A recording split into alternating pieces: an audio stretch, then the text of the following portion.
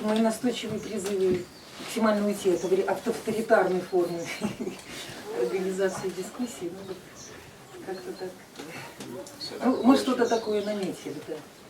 Просто. По формату предполагалось, что это будет такой, скорее классический круглый стол, в котором есть несколько людей.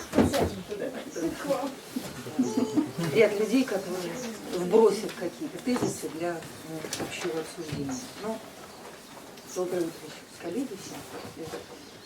Стартуем с дискуссии университет в идее и на практике. Да, университет в идее и на практике.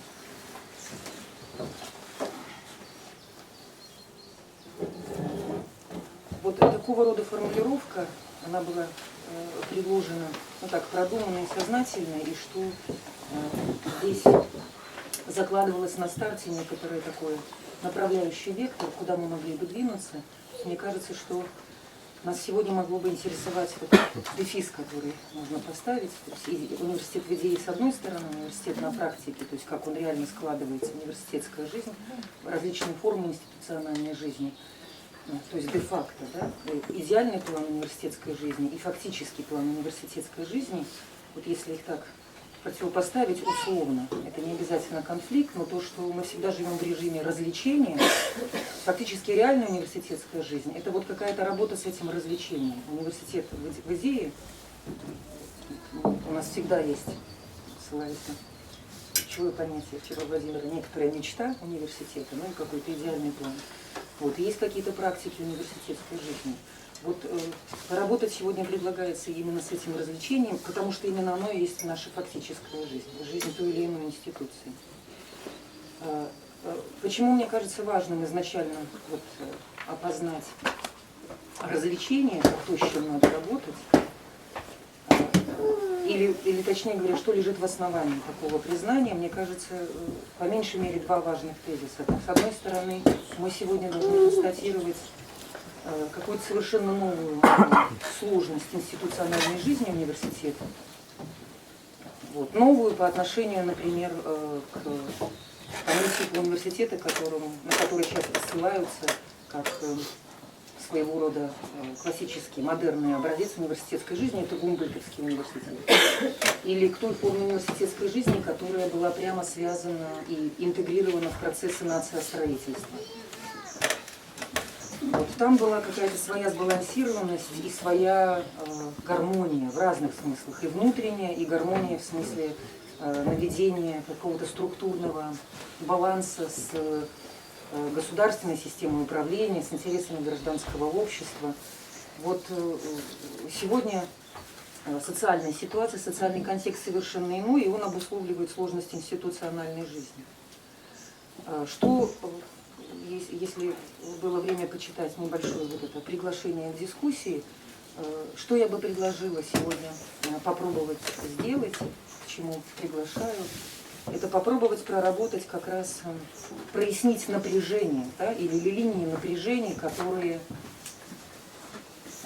ну вот уже, так сказать, им конкретно показывают сложность институциональной жизни современного университета. То есть предполагается, что когда мы говорим о сложности институциональной жизни современного университета или современных университетов, учитывая сразу разные форматы, то здесь прежде всего заложено не то чтобы допущение, а реальный опыт того, что что-то идет не так, что-то не складывается. Да? То есть на пути к реализации какого-то идеального плана, в конкретных практиках мы всегда сталкиваемся с какими-то, ну, совсем в первом приближении говоря, какими-то такими структурными препятствиями. Речь не идет сейчас о препятствиях таких человеческих, слишком человеческих, а именно каких-то структурных препятствиях, системных, если угодно, связанных вот с какой-то новой сложностью институциональной жизни современного университета.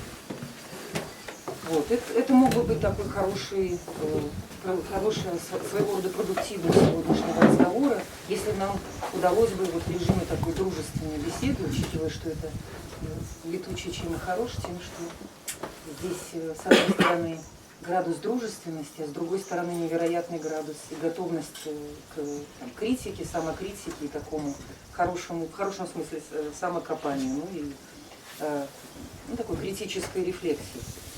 Вот. И это такой замечательная предпосылка для того, чтобы вот, попробовать совместными усилиями действительно совершенно конкретно проговорить, артикулировать и прояснить линии напряжения, да, которые создают вот это самое развлечение. У нас всегда есть, с одной стороны, идеальный план, а с другой стороны, реальные практики. И вот мы, да, вот в этом развлечении находимся и в нем работаем. То есть что создает развлечение, скажем так, в критическом смысле? Может быть, не обязательно негативном, но в критическом в том плане, что есть какие-то напряжения, которые вот и формулируют это развлечение. И так, конститутивно. И мы вот с этими, мы работаем в ситуации постоянных институциональных напряжений. Я лишь в самом первом приближении, просто чтобы какие-то контуры задать, опять же, в описании этой дискуссии, какие-то, ну, такие, можно сказать, даже на сегодняшний день фактически такие self-evident, ну, такие совершенно очевидные какие-то ориентиры набросала.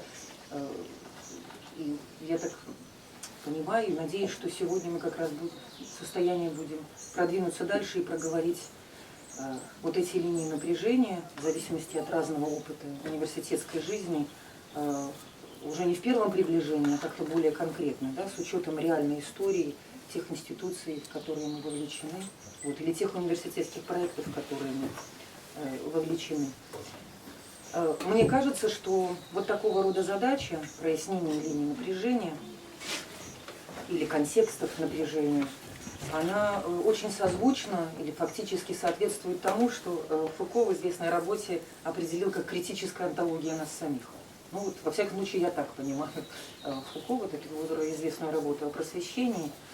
То есть критическая онтология нас самих в каком смысле? В том смысле, что мы можем сегодня проговорить взаимосвязь практик, которые мы вовлечены, которые мы сами формируем, будь то как преподаватели или как управленцы, или иначе, да, организаторы науки или образования. То есть прояснить взаимосвязь практик, социальных структур и идей.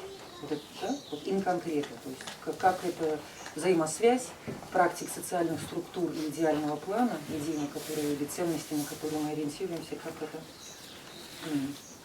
как это конкретно осуществлено, каково положение дел на сегодня, и, в общем, что нас мотивирует жить институционально дальше. Ну, там, в той степени, в которой, в принципе, есть выбор. В чем, мне кажется, тоже такой совершенно уникальный ресурс этой встречи, пока из такой общей преамбулы, в том, что сегодня мы можем говорить и от первого лица, я имею в виду, что и непосредственно там, спикеры, вот, и все участники этой встречи вот, вовлечены в какой-то конкретный университетский проект, ну, в смысле университет как проект. И одновременно, помимо этого, мы можем развернуть и перспективу третьего лица. Мне кажется, это бы могло быть очень продуктивно, то есть, ну, как-то говорят, чужие ошибки видятся лучше на расстоянии, да, и чужие преимущества, какие-то приоритетные, то есть можно было бы попытаться вот в таком вот, ну, в каком-то таком режиме взаимного обмена попробовать послушать друг друга или же высказаться в плане вот таких вот оценок этих напряжений не из перспективы первого лица, это то, с чего, как я полагаю, мы начнем, то есть тот опыт институции, который мы представляем, но можно было, я надеюсь, что времени хватит, вот как-то соотнести разные оценки из перспективы первого лица и из перспективы третьего лица. И в этом плане, конечно же, очень признательна, ну, Татьяну благодарю за помощь в этом, что вот коллеги, которые согласились так изначально на старте содержательно, да, какой-то вклад в эту дискуссию внести, они представляют разные институции. Вот Светлана тут как-то сдержалась, так близко придвинуться, но Виола, Павел, Светлана, ну я так полагаю, что Владимир с Татьяной тоже безусловно как-то подключится со своим опытом, потому что тут еще интересно и очень важно, на мой взгляд, что спикеры наши сегодня, они представляют, во-первых, есть опыт разных институций, а во-вторых, ну вот, например, как в случае со Светланой, вот, то есть это такой опыт, возможно, вовлечения в тот или иной университет в разных ипостасях, в качестве студента, в качестве преподавателя или же в качестве административного работника. Вот эта вот возможность побыть на разных местах в системе координат такой институции, как университет, это тоже опыт, которого дорогого стоит. Вот, и этим опытом я предлагаю сегодня обменяться. Ну вот это такая преамбула, простите, если она несколько затянулась. Сейчас я бы предложила построить нашу дальнейшую работу таким образом, что мы вот по очереди, позволю себе стартовать первой, сформулируем какие-то тезисы, какие-то такие проблемные узлы будут завязаны, какие-то контексты прояснены, понимание заявлено. Вот, исходя, ну вот для начала, как я предлагаю, с перспективы первого лица, то есть ориентируясь в первую очередь на ту институцию, да, которая является для нашего собственного опыта академической жизни ведущей. Ну или, возможно, это одна-две какие-то институции. Да, реплики можно? Да, конечно. А вот забавно, что мы действительно можем говорить от первого лица, можем говорить в третьем, а с вторым лицом есть проблемы. Да. Со вторым есть проблемы. Давеча у нас случай был, когда представляли мониторинг по культуре от лица негосударственной независимой структуры, которая проводит мониторинг в соответствии с международной конвенцией и так далее. Да? И некоторая идет критика в сторону государства, которое управляет культурой. И находятся представители в зале государства, которые в первом лице пытаются отстаивать позицию государства, говоря, что критика несправедлива. Они-то выступают от первого лица. А я, например, сижу и понимаю, что во втором лице, в их лице, обратиться к государству, имея в виду вы, государство, я ведь не могу. Но никакое они не государство, они просто вот, как это... Часть. Да. Они выступают первого лица. Да, первого лица, да? Признать их вторым лицом, вы или там три государства, да, невозможно, потому что их место в этом субъекте настолько незначительно, что туда бесполезно. Ну да, бесполезно говорить. И вот этот вот провал второго лица, по-моему, вообще одна из проблем, в том числе и для университета. Для кого? Ну, мы можем зарезервировать, как такой, да, отдельный вопрос о том, насколько, ну, в чем своя эвристика, да, и какая-то перспективность, вот переведение такой формат темы интересный. в формат разговора первого от второго лица, да, то есть когда от первого лица и апеллирование к кому-то как ко второму лицу. Ну, то есть это такое, выяснение. Можно сказать, вывод ученых. Да. Ну, в этом смысле мы ведь в этом уникальны, да, как бы. Это маленькая штучка такая, летучий университет, в котором вот это второе лицо, оно может быть представлено в коммуникации. А в большинстве случаев нет. Еще забавно, что, как мне кажется, академический дискурс, он вообще построен на исключение второго лица. Ну да, приоритет третьего. Нет, первое время от времени прерывается. Нет, первое множественное число это постоянно. Да. Ну, не так однозначно, но мы здесь сегодня уходим немножко в другую тему. Это ремарка была Да. просто. Хотя для такого, как в качестве фона, это такие вполне такие хорошие крючки, и я думаю, что они еще как-то в нашем разговоре вполне заработают. Ну, да, если мы будем помнить, по крайней мере, мы будем так осторожненько относиться к собственным высказываниям. Хорошо. Я хотела бы сейчас сформулировать два таких проблемных узла, два тезиса, если угодно развернуть, отталкиваясь от тех двух ключевых слов, которые фигурируют в анонсе этой дискуссии, а именно диверсификация и дезинтеграция. в случае с диверсификацией речь идет о том, что значение смысла понятия университет стало множественным. И нету какого-то, можно говорить о размывании понятий, можно говорить о том, что да, сама идея университета утратила какой-то такой единый, абсолютный, универсальный горизонт. То есть да, идея университета утратила универсальный горизонт. Это тоже здесь есть такой хороший какой-то по-своему продуктивный каламбур. Вот.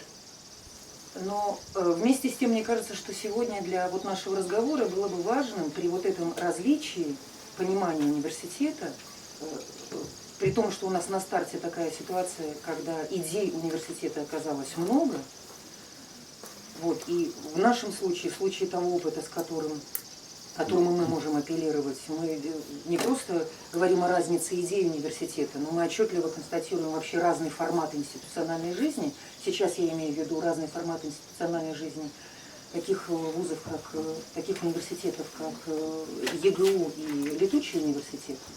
Действительно, проекты по своей структуре, по своей, ну да, как минимум, по своей структуре, формату работы, вот, максимально далекие друг от друга. Вот. При этом и та, и другая институция считает уместным и необходимым определять себя в терминах университета. То есть вот, то, что за этим стоит, возможно, мы к этому вернемся. Но сейчас я хотела бы, учитывая вот это различие и его радикальность, ввести вот какой-то общий план, то есть что-то такое, что нас принципиально объединяет.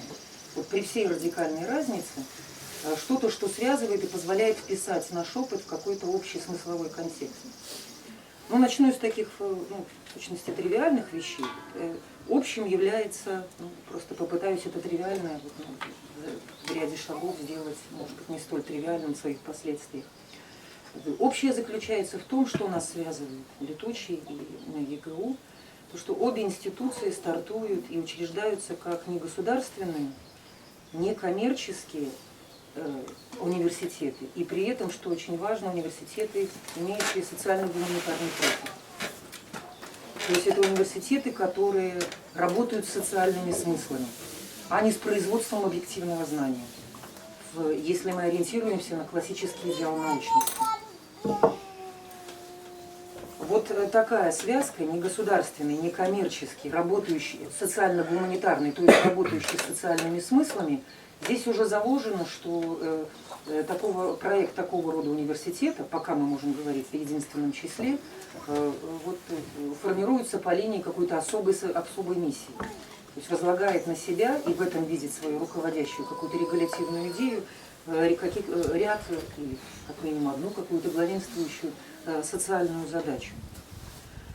Вот в отношении ЕГУ, чтобы разговор был конкретным, эти социальные задачи, эта миссия, они немножко по ходу исторической динамики, они немножечко корректировались.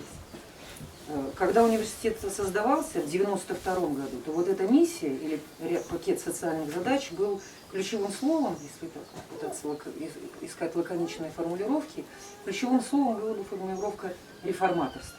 Нужна радикальная реформа высшего образования и того, чему учат и как учат в рамках университета. И поскольку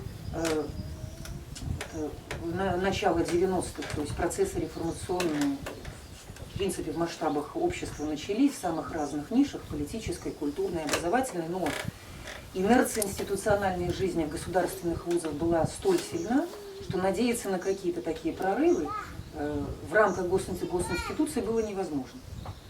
Вот, к слову говоря, вот вчера тоже Владимир говорил об этой инерции культурных механизмов. Вот это касается, в частности, и в данном случае госструктур в сфере высшего образования. Вот так появляются какие-то проекты такие прорывные, то есть, которые должны быть авангардом в плане задания перспективы реформирования сферы высшего образования. Вот такова была социальная задача или миссия университета. С 2004 года ситуация меняется. То есть с 2004 года, когда университет закрывается в результате конфликта с сложившимся политическим режимом, происходит такая радикальная политизация университета. миссии университета и тех социальных задач, которые теперь внушаются ему просто вот по факту вот этой состоявшейся политизации. Университет политизируется в том смысле, что оказывается в оппозиции к режиму Лукашенко. При том, что, разумеется, университет не выступает как политическая партия, которая идентифицирует себя как политическая оппозиция. Но вот факт сворачивания, закрытия университета принудительно, он, тем не менее, превращает университет принудительно в политическую оппозицию. Хотя при том, что это не партия. Университет как политическая оппозиция. Вот это какое-то такое немножко то есть реформаторство сменяется на политическую оппозицию. Вне партии. Позволишь, Татьяна, маленькая ремарка, Да. Что эта оппозиционность, она вообще проявляется не только в позиции самого университета, да? Проявляется в том, что, допустим, преподавателю, работавшему в ЕГУ, до сих пор практически невозможно устроиться на работу ни в один государственный университет или институт. Это касается Академии наук, там институтов. Вот, Галина Русецкая, допустим, не смогла попасть в институт социологии, потому что оказалось у нее ЕГУ было прописано. Да. Спасибо, Павел. Это вот, До сих пор причем, то есть 11 лет прошло. это позволяет понять, что вот политизация, о которой мы говорим, это не какие-то такие обобщения, да, абстракции. Это политизация, которую можно отследить вплоть до конкретных биографий ученых, интеллектуалов, которые были причастны или остаются причастны к этому академическому проекту. Что касается летучего университета, тоже позволю себе кратко коснуться, потому что напомню, что мы пока рассуждаем об этих университетах в рубрике «Общее», да, то есть до введения, до того, как различия заработают, то вот это лозунг, этот мото «Думать Беларусь», он ведь ориентирован на другую Беларусь, да? То есть вот это, я не буду использовать слово оппозиционность, я скажу слово альтернативность. Думать Беларусь в направлении иной Беларуси, в ориентации на другую Беларусь. Вот это тоже на самом старте определяет летучий университет, так же, как это имело место в случае с ЕГУ. То есть по факту формирования учреждения университета, в идее университета, эта идея является формирующей, заложена критическая дистанция по отношению к официальной Беларуси. Это в идее университета. Он работает, воспроизводя критическую дистанцию по отношению к официальной Беларуси. И воспроизведение этой критической дистанции, то есть то, что делает и тот, и другой проект политическим в таком широком смысле слова, вот он создает для обеих институций, формирует такое особое гравитационное поле, что ли, или особый тонус работы этих институций. Своего рода дух мобилизации, своего рода совершенно специфический пафос. То что-то, что отличает работу академиков в государственных вузах. Вот этот пафос я позволю себе определить в терминах, может быть, слишком сильное выражение, но я как-то его попробую обосновать. Это пафос перманентной революции. Такое понятие, которое, понятно, не я его изобретаю, но я хочу его сейчас использовать применительно к работе, самому факту существования вот этих двух университетов. Мне кажется, что вот достаточно взять эти два примера, ЛУ и ЕГУ, для того, чтобы заговорить, ввести такую специальную социологическую категорию университеты в состоянии перманентной революции. Ну, в рабочем порядке. Я не социолог, я не хочу сейчас претендовать на какие-то обобщения, но вот эти два кейса, они, мне кажется, позволяют в рабочем порядке говорить о такой категории университетской жизни. Университеты в состоянии перманентной революции. Почему перманентной революции? Потому что ежедневная работа этих университетов представляет собой культивирование альтернативы наличному положению дел. То есть культивирование альтернативы тому, что явлено как норма. Вот это я называю перманентной революцией. То есть ежедневное культивирование альтернативы наличному положению дел. тому статусу кво, который в Беларуси достаточно, если подключить масс-медиа, ну, фактически так, достаточно агрессивно, бесцеремонно продвигается и разворачивается как реальность нашей жизни, которую мы как будто бы репрезентируем. А вот оказывается не репрезентируем. Вот это ежедневное культивирование альтернативы, еще раз повторюсь, ну, вполне заслуживает названия перманентной революции. Вот у такого политического контекста, у такой политической работы, то есть университет как политический проект, или ГЛУ, или Тучи, есть при этом своя оборотная сторона. Опять же, не хочу, чтобы она сразу оценивалась негативно. Сейчас мыслю исключительно структурно. Возможно, негативная оценка здесь по какой-то линии может быть развернута, но я пока говорю вне оценок, позитивных, негативных. Оборотная сторона какого рода? Политэкономическая. Вот, так я бы сказала, что имеется в виду очень простая вещь, и я уже как-то неоднократно эту больную тему, по-своему больную, затрагиваю. Имеется в виду привязанность, зависимость от западного финансирования. То есть университеты существуют за счет определенного рода поддержки. И зависимость от финансирования, присутствие западного финансирования означает зависимость от политической конъюнктуры. То есть можно закрывать на это глаза, а можно попробовать принять это во внимание и то есть просто отдать должное тому, что это одно из условий и один из принципов существования такого рода проекта. Вот в этой связи, учитывая весь этот сложный политический контекст, я завершаю такое очерчивание общего плана или каких-то общих характеристик жизни наших университетов, сформулировала бы тезис о амбивалентности политического контекста. Вот, ну, так, завязывая узелок, да, в конце развернутых рассуждений.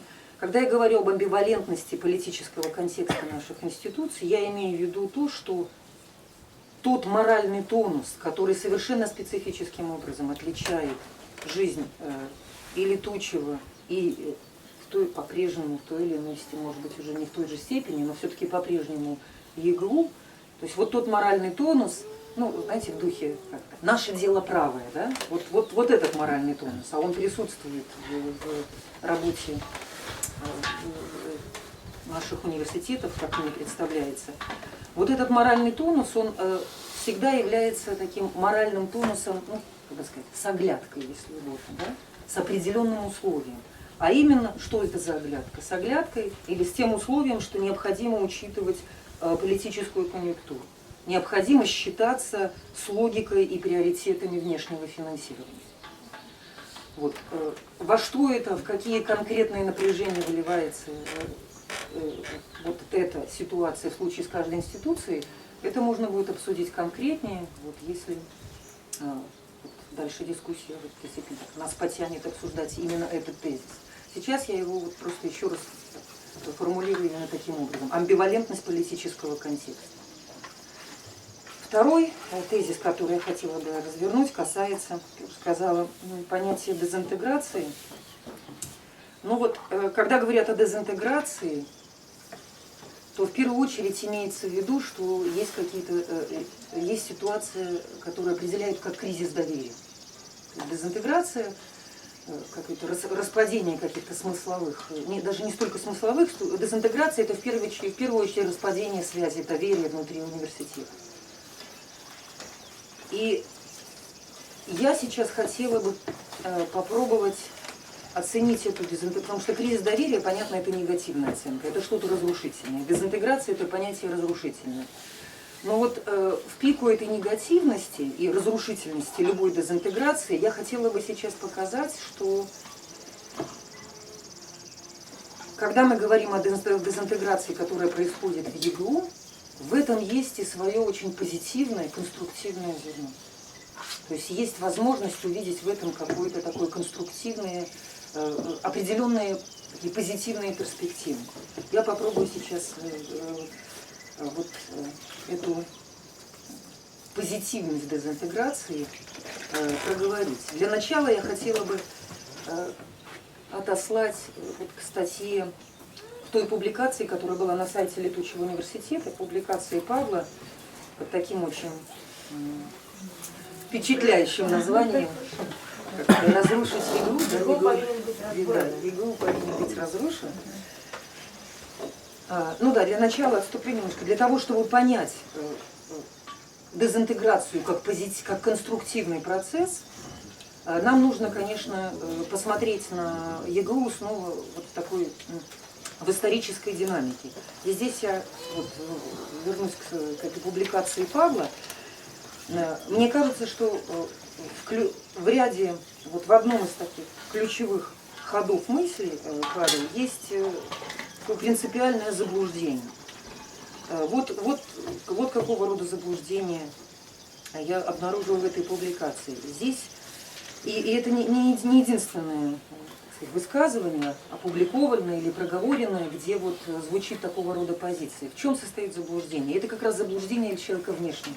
Заблуждение человека, который смотрит на ИГУ из позиции его третьего лица. Как правило, когда смотрят на историю ЕГУ в такой исторической динамике, происходит идеализация Минского периода. Вот то, что было в Минске, это оценивается преимущественно в позитивных тонах, а вот потом ЕГУ переехал в Вильнюс, и начали происходить какие-то неправильные вещи, настолько неправильные, что теперь даже можно призвать к тому, чтобы этот университет, ну, пускай это всего лишь метафора, но теперь он заслуживает вот такого исключительно, да, символического разрушения. Вот я хочу как раз указать на эту, как-то разрушить эту идеализацию Минского периода. В чем была специфика Минского периода существования университета? Это был период, я его определяю как период романтической мобилизации. Период, который действительно с внешней стороны, да и изнутри переживался в таких каких-то светлых, конструктивных, очень позитивных тонах, как продвижение к некоторому идеалу. И самое главное, возвращаясь вот к этой теме, которая нас интересует, к теме дезинтеграции, чем обеспечивалась солидарность внутри университета и сбалансированность разных, да, интересов преподавателей, интересов администрации. Строго говоря, сбалансированность обеспечивалась тем, что было это устремленность к созданию какого-то, к реализации некоторого идеального проекта. И действительно была ситуация доверия. И я просто подыскиваю нужные слова. Я думаю, что Минский период существования ЕГУ извне может выглядеть почти как такая институциональная идиллия. То есть преподаватели продвигают какие-то передовые знания, занимаются наукой, а люди, которые стоят в основании университета и администрируют университет, они в полном гармоничном взаимопонимании с преподавателями на уровне администрирования продвигают те же цели и ценности, которые разделяет академическое сообщество. Вот в этой идиллической картинке есть своя правда, но в ней есть и своя изнанка, которая обнаружилась по мере того, как университет продолжал свое существование дальше, переехал в Вильнюс, и вот эта историческая динамика, она выявила, обострила возможность иначе оценить Минский период. То есть именно пройденная и прожитая нами история позволяет увидеть и высветить цену вот этой идиллии, которая как будто бы имела место в нашем университете в Минский период и была связана с тем, что я определяла как такую романтическую мобилизацию. Действительно была романтическая мобилизация, но я сейчас хочу поговорить об этой изнаночной стороне. На том месте, на котором я говорю о взаимном доверии и действительно таком доверии между преподавателями и топ-менеджерами, как это сейчас принято говорить, у нас, во всяком случае, в университете. Вот я просто пытаюсь найти более точное слово, которое просто конкретизировало бы модус этого доверия. Потому что доверие – это какое-то слишком широкое и обтекаемое понятие, ну почти как любовь. Да? Вот как работает это доверие? Какова, если угодно, политическая структура этого доверия? Вот политическая структура этого доверия заключалась в делегированности управления университетом администратором. Вопросы управления университетом по умолчанию были делегированы администрации.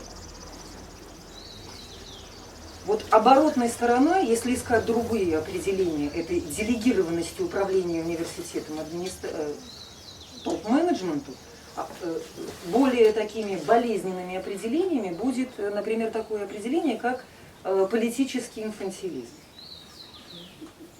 То есть не включенность и вообще не отсутствие проблематизации в плане того, как в интернациональной системе координат осуществляется управление университетом. То, что такая проблематизация отсутствовала, объясняется, оправдывается, если угодно, как раз тем периодом, в котором мы находились. Мы находились в периоде романтической мобилизации. Нас действительно связано, нас, я имею в виду все стороны, да? Академическое сообщество и администрация, нас действительно связывало вот некоторый общий пафос. И это было именно этим, этот период является, и вследствие этого этот период, пройденный нами в Минске, является, ну, по-своему светлым. Но у него была своя политическая цена. И я хочу говорить, и я сейчас говорю именно об этой политической цене из перспективы того положения университета, в котором он находится сегодня. Светлана, можно маленький уточняющий Да. вопрос? В тот период в Минске можно ли говорить о том, что не только преподаватели, академики делегировали политические функции администрации, но и администрация не вмешивалась практически в академическую жизнь, в этом смысле оставляла ее тоже автономной достаточно. Ну, что значит администрация не вмешивалась? Ну, я имею в виду, она не сильно, допустим, мешала преподавателям читать те курсы, которые они хотят читать, допустим, не вмешивалась конкретно там, в то, чтобы закрывать какие-то программы. Что дорого академик. Да. Ну, то есть, да, не посягала священную корову академиков, а, в общем, Ну, давала вот им... в том, что касается не вмешиваться в содержание, это, в принципе, то, что отличает ЕГРУ как образовательный проект от государственных вузов, где все-таки вот, там слово идеология имеет свое значение, свои Только содержание, я последствия. имею в виду еще и программы. То есть, вот, когда, допустим, факультет, там, ну, преподавательский курс, решает, какие курсы должны читаться, какие нет. Да, с этим... Какие вообще программы магистерские должны быть, а каких не должно быть. Какие направления, допустим, могут присутствовать в университете. Просто это важно. Ну, вот кейс бакалавра по философии. Да, Да? я сейчас этого коснусь, что здесь просто нужно различить чтение курсов и конкретные программы. То есть на уровне курсов здесь, в принципе, никогда не было никаких каких-то таких директив, да, и вот. Что касается того, какие программы должны быть, то я просто хочу сказать, что в минский период мы просто не дошли до болезненной точки, когда стало бы необходимым решать вопрос, какие программы должны остаться, а какие нет. Мы просто не возникло такой проблемы. Если бы она возникла, полагать, что она решалась бы каким-то другим образом, нежели она решается сейчас, это было бы наивным суждением. И я просто хочу подкрепить свой тезис о политическом инфантилизме, чтобы он не прозвучал голословно, совершенно конкретными примерами из жизни институций. Политический инфантилизм, вот в чем он проявлялся? Ведь и в минский период, здесь я разбиваю всякую идеализацию, да, и идиллию, у нас тоже были систематические увольнения, так сказать, неугодных людей. И более того, у нас тоже поднималась тема профсоюза. А теперь почувствуйте две разницы. Это сейчас уже к вопросу об исторической динамике и вопрос о политическом сознании внутри институций. Когда в Минском ЕГУ вообще возникла тема возможности создания профсоюза, человек, который продвигал эту идею, исчез из университета на стадии вообще заявления самой идеи. В ЕГУ в Вильнюсе профсоюз был создан и работал. Это Внешние условия, я думаю, еще, потому что... да, конечно, контекст Вильнюсский, менялся, и мы об этом он очень сильно апеллировал к, ну, собственно, литовской системе образовательной, где социальный контекст другой. особенно если уже, да, если уже заявили, то, в принципе, Никак... кто заявлял, в принципе, ну, раз уж так. Вот, Виктор Головчиц был у нас такой персонаж, очень-очень позитивный в плане институционального строительства человек, не академик, хотя он пришел из академической среды. И он был такой энтузиаст, очень, да, и очень это продвигал, и как-то это находило отклик. Так вот, мы... Систематическое увольнение кого появилось? Сирийская, напомню, Разного рода организаторы науки, ученые, преподаватели исчезали из университета. Вот. И это просто не имело никакого резонанса. Вот это я называю... Нет, исчезали. Вот это называется делегирование управления университетом. Делегирование это что-то такое очень сознательное. Нет, по-моему, отстранение. Делегирование не рефлексивное. Не рефлексивное. Такой, как бы, такой неотрефлексированный социальный контракт. Такая идиллия, что преподаватели преподают, а администраторы администрируют, но вот эта идиллия, у нее есть цена, у нее есть своя цена вопроса и своя, как я сказала, политическая структура. Это не отрефлексированная делегированность, не отрефлексированный социальный контракт. При этом там, и в конкретных практиках это имело ту же цену, которую это имело потом, это та же цена, которую университет платит и в Вильнюсе, но только уже совершенно другими, там, в другом размахе и с другими практиками, и другой включенной в сообщество. Другой валюте. Да, и в другой валюте, точно. Ну вот теперь мы передвигаемся из минского периода романтической мобилизации, это вот к сложности институциональной жизни. Вы видите, и здесь своя амбивалентность. Да? Есть интегрированность, есть мобилизация, но есть своя цена. Мы переходим из Минска, периода романтической мобилизации, переходим к Вильнюсский период. И здесь включение в новую систему координат, и в новый социальный контекст, и какие-то изменения условий, то есть постоянное какое-то, может быть, более острое возобновление вопроса о финансировании, плюс постоянно вот в этом в таком заострении совершенно необходимом политизации университета в изгнании и так далее. Вот хочу сразу крайности зафиксировать. Мы стартовали от романтической мобилизации в Вильнюсе, то, к чему пришел университет, это к тому, что, то есть кульминацией дезинтеграции стало объявление администратором, сенатом университета вотума недоверия.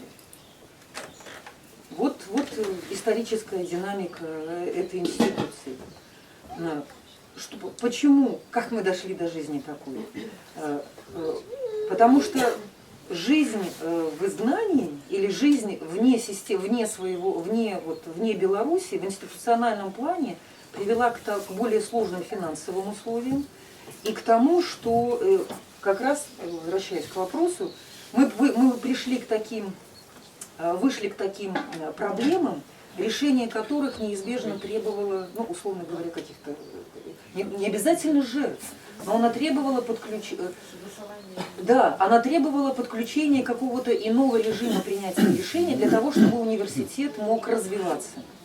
И вот здесь происходит вот какой-то водораздел, потому что с чем мы сталкиваемся? Мы сталкиваемся с тем, что административные решения начинают работать на разрушение в глазах академической публики.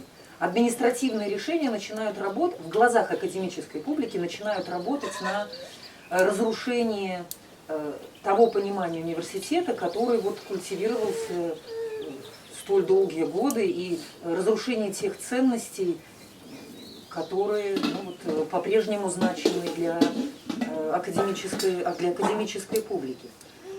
Выяснилось, и просто вот в плане такой резкой поляризации, что у преподавателей и у топ-менеджеров, я сейчас не говорю об администраторах средних там звеньев, а именно топ-менеджеров, действительно разные представления о том, что является целесообразным для обеспечения жизни институции, для продления жизни институции.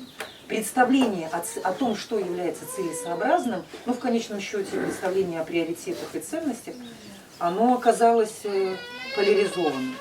Вот эта поляризация, она является по своему смыслу политической, и в основе этой поляризации лежит в конечном счете разные, если угодно, разные идеи университета. То есть на уровне конкретных решений, на уровне конкретных практик выясняется, что логика и приоритеты администрации, и логика институциональной жизни, и приоритеты и ценности, которые разделяются академическим сообществом, оказывается, что они могут поляризоваться внутри одной и той же институции. Здесь очень важно вот какой вопрос зафиксировать. Когда мы говорим об идее университета, то сейчас, говоря о ЕГУ, то есть история этого университета предполагает, что разговор об идее университета включает вопрос о релевантном способе администрирования университета. Просто не в каждой институции это так. Вот еще раз повторю, то есть идея университета включает в себя вопрос о целесообразном, релевантном способе администрирования. То есть идея университета включает необходимость обсуждения вопроса о механизме принятия решений внутри университета. Вот это то, что стало такой политической аджендой в нашем университете. И это линия такой демаркации и линия водораздела. Не в каждом университете это так. В зависимости от того, является он государственным, коммерчески ориентированным. Пчелка, ну.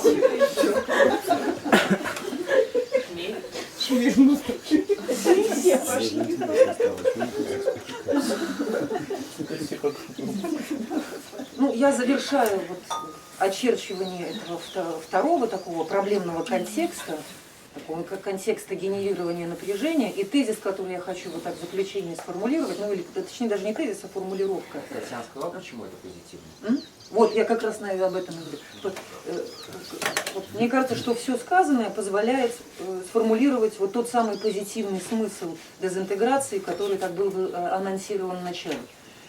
В нашем университете дезинтеграция, при всем своем разрушительном таком потенциале, она протекала как внутренняя политизация университетской жизни. То есть дезинтеграция имеет смысл внутренней политизации университета. А смысл внутренней политизации в том, что идея университета включает в себя вопрос о механизмах управления университетом. И у меня такое есть чувство, что это что-то, что тоже, мне кажется, вполне пересекается и с какими-то с практикой Летучего. Ну, то есть, я сейчас не хочу двигаться в эту сторону, потому что будет кому выступить, да, и говорить от имени Летучего. То есть в плане, то есть прогресс, условно говоря, то есть дезинтеграция, разрушительный процесс, но своего рода прогресс заключается в таком политическом прогрессе. Стало внутриполитическим. Что академическое сообщество ЕГУ стало внутриполитическим.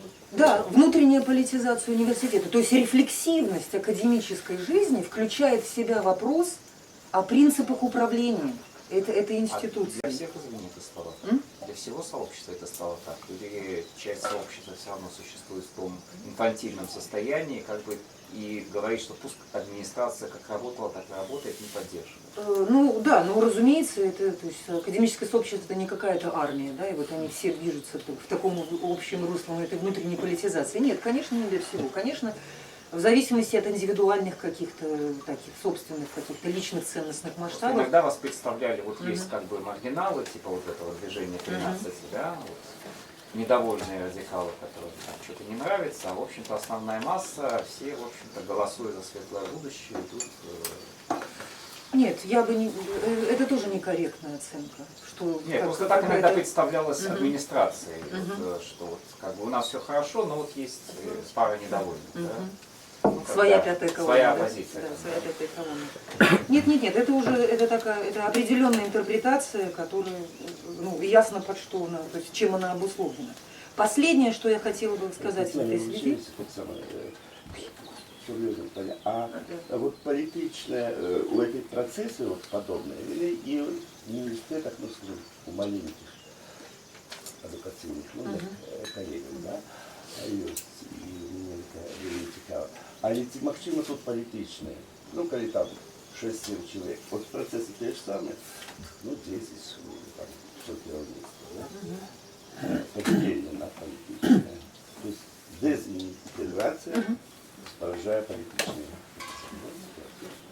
Це слово політичне максимум тут.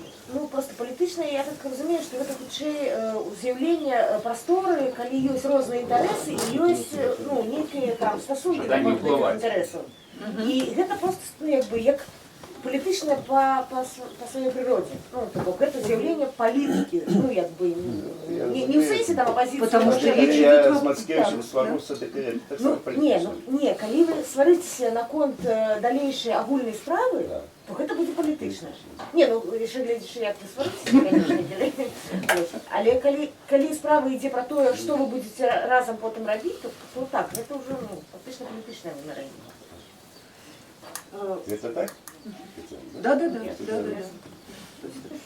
Ну, то есть я говорю о поляризации, потому что, ну, так условно, то есть, конечно, множество есть, нужно говорить о множестве разных каких-то интересов и позиций, но вот в случае с нашим,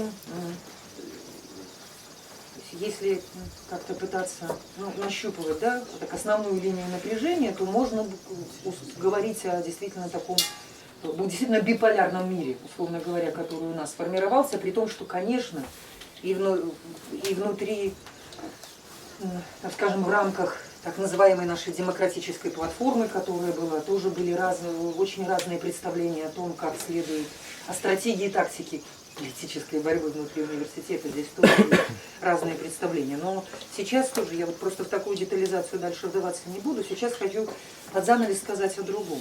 Вот когда мы говорим о дезинтеграции, как, то есть вот интерпретируем дезинтеграцию как внутреннюю политизацию, я, чтобы усилить вот тот позитивный смысл этих процессов, который хотела оттенить сейчас, я просто хочу сказать, что вот по этой линии открывается как раз, можно понять уникальность проекта ЕГУ, которая по-прежнему, что называется, как это, вабит, да, так, будоражит сознание, потому что вот этот процесс, дезинтеграция как внутренняя политизация, он открывает нам такой, позволяет нам мыслить ЕГУ в терминах вот такой возможности утопии. То есть утопия возможна. Именно потому, что этот процесс начался, процесс внутренней политизации, да, сейчас он выглядит как дезинтеграция. Дезинтеграция как внутренняя политизация. Но вот это открывает перспективу, позволяющую говорить о том, что утопия возможна. Какого рода утопия? И именно в отношении ЕГУ. То есть в силу целого ряда обстоятельств и условий жизни этой институции возможна реализация утопии. Утопии какого рода?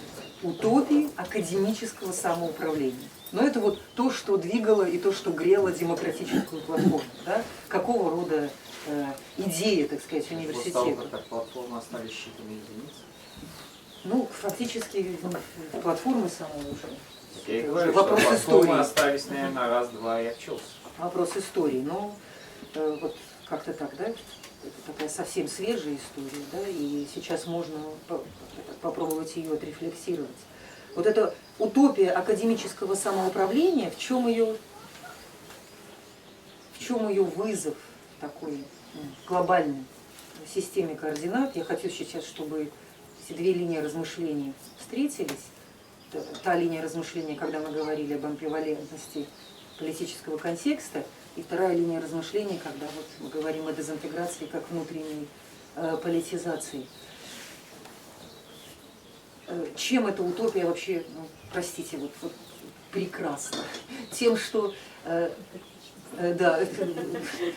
тем, что она идеальна в том плане, что вот то внутреннее устройство, которому мы как будто бы, я не знаю, движемся ли, но двигались на пути внутренней политизации, оно должно было вступить в полное соответствие с той внешней миссией, да, которая составляет смысл политического контекста нашей институции. То есть миссия, связанная с... Ну вот здесь я это делаю, я как-то спотыкаюсь, потому что мне приходится сейчас перейти на язык этих заезженных формулировок в разного рода публикациях и документах, где ЕГУ представляет себя. То есть вот эта работа на демократизацию, да, гражданского общества Беларуси, вот возможность какого-то совпадения внутреннего устройства университета с той внешней миссией, которая изначально заявлялась как учредительная для этой институции.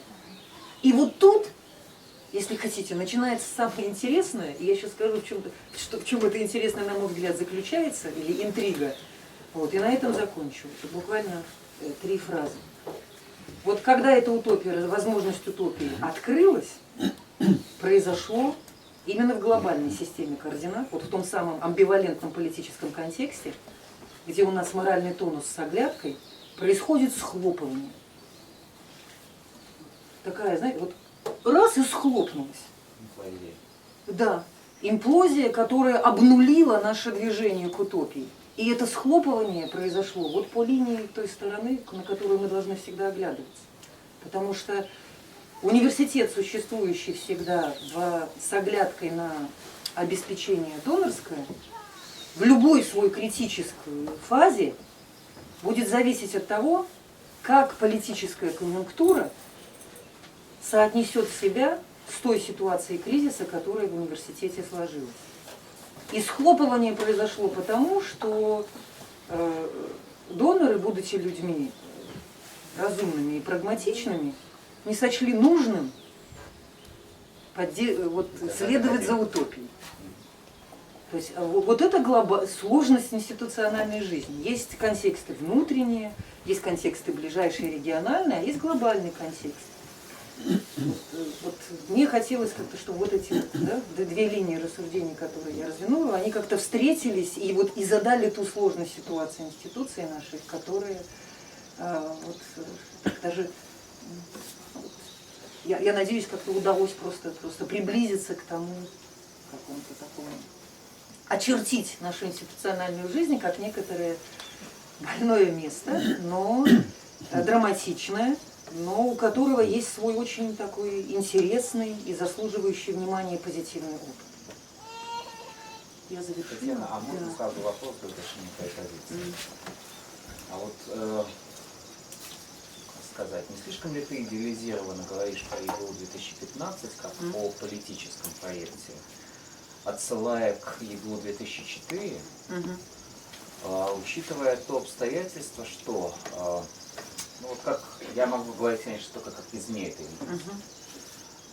В ближайшие пару лет после 4-го года ЕГУ действительно воспринимается как такой проект достаточно политизированный, действительно той самой перманентной эволюции, о которой ты говоришь. Но потом извне видится, как происходит нечто, что можно сравнить с собственной Вандеей и поворотом ЕГУ назад в деполитизированное состояние. Что я имею в виду? Может быть, это, конечно, чисто на административном уровне, а не на уровне академиков. Но если так последить исторически, идет такое движение со стороны администрации, чтобы вернуться от политических контекстов, увернуться от них, и создать некую видимость прежнего такого беспроблемного существования. И за счет вот этого движения начинают схлопываться программы, политологическая, школа сворачивается, потом историков сворачивает, социальную теорию, социальную философию сворачивают. В общем-то, все эти темы, которые, в общем-то, даже не оправданы экономически, потому что донорам скорее было бы интересно поддерживать различного рода политические программы, которые им понятно хотя бы за что не платят, и все эти политические программы якобы работают на демократизацию Беларуси, общества и так далее. Но они, тем не менее, схлопываются в ЕГУ. И в этом смысле, наоборот, идет такое движение, чтобы оставить ЕГУ только то, что никак не должно, в общем-то, пугать там власть белорусскую, как-то ее там выстраивать, что тут есть какие-то оппозиционные контексты, там учат оппозицию или еще что-нибудь такое. Вот.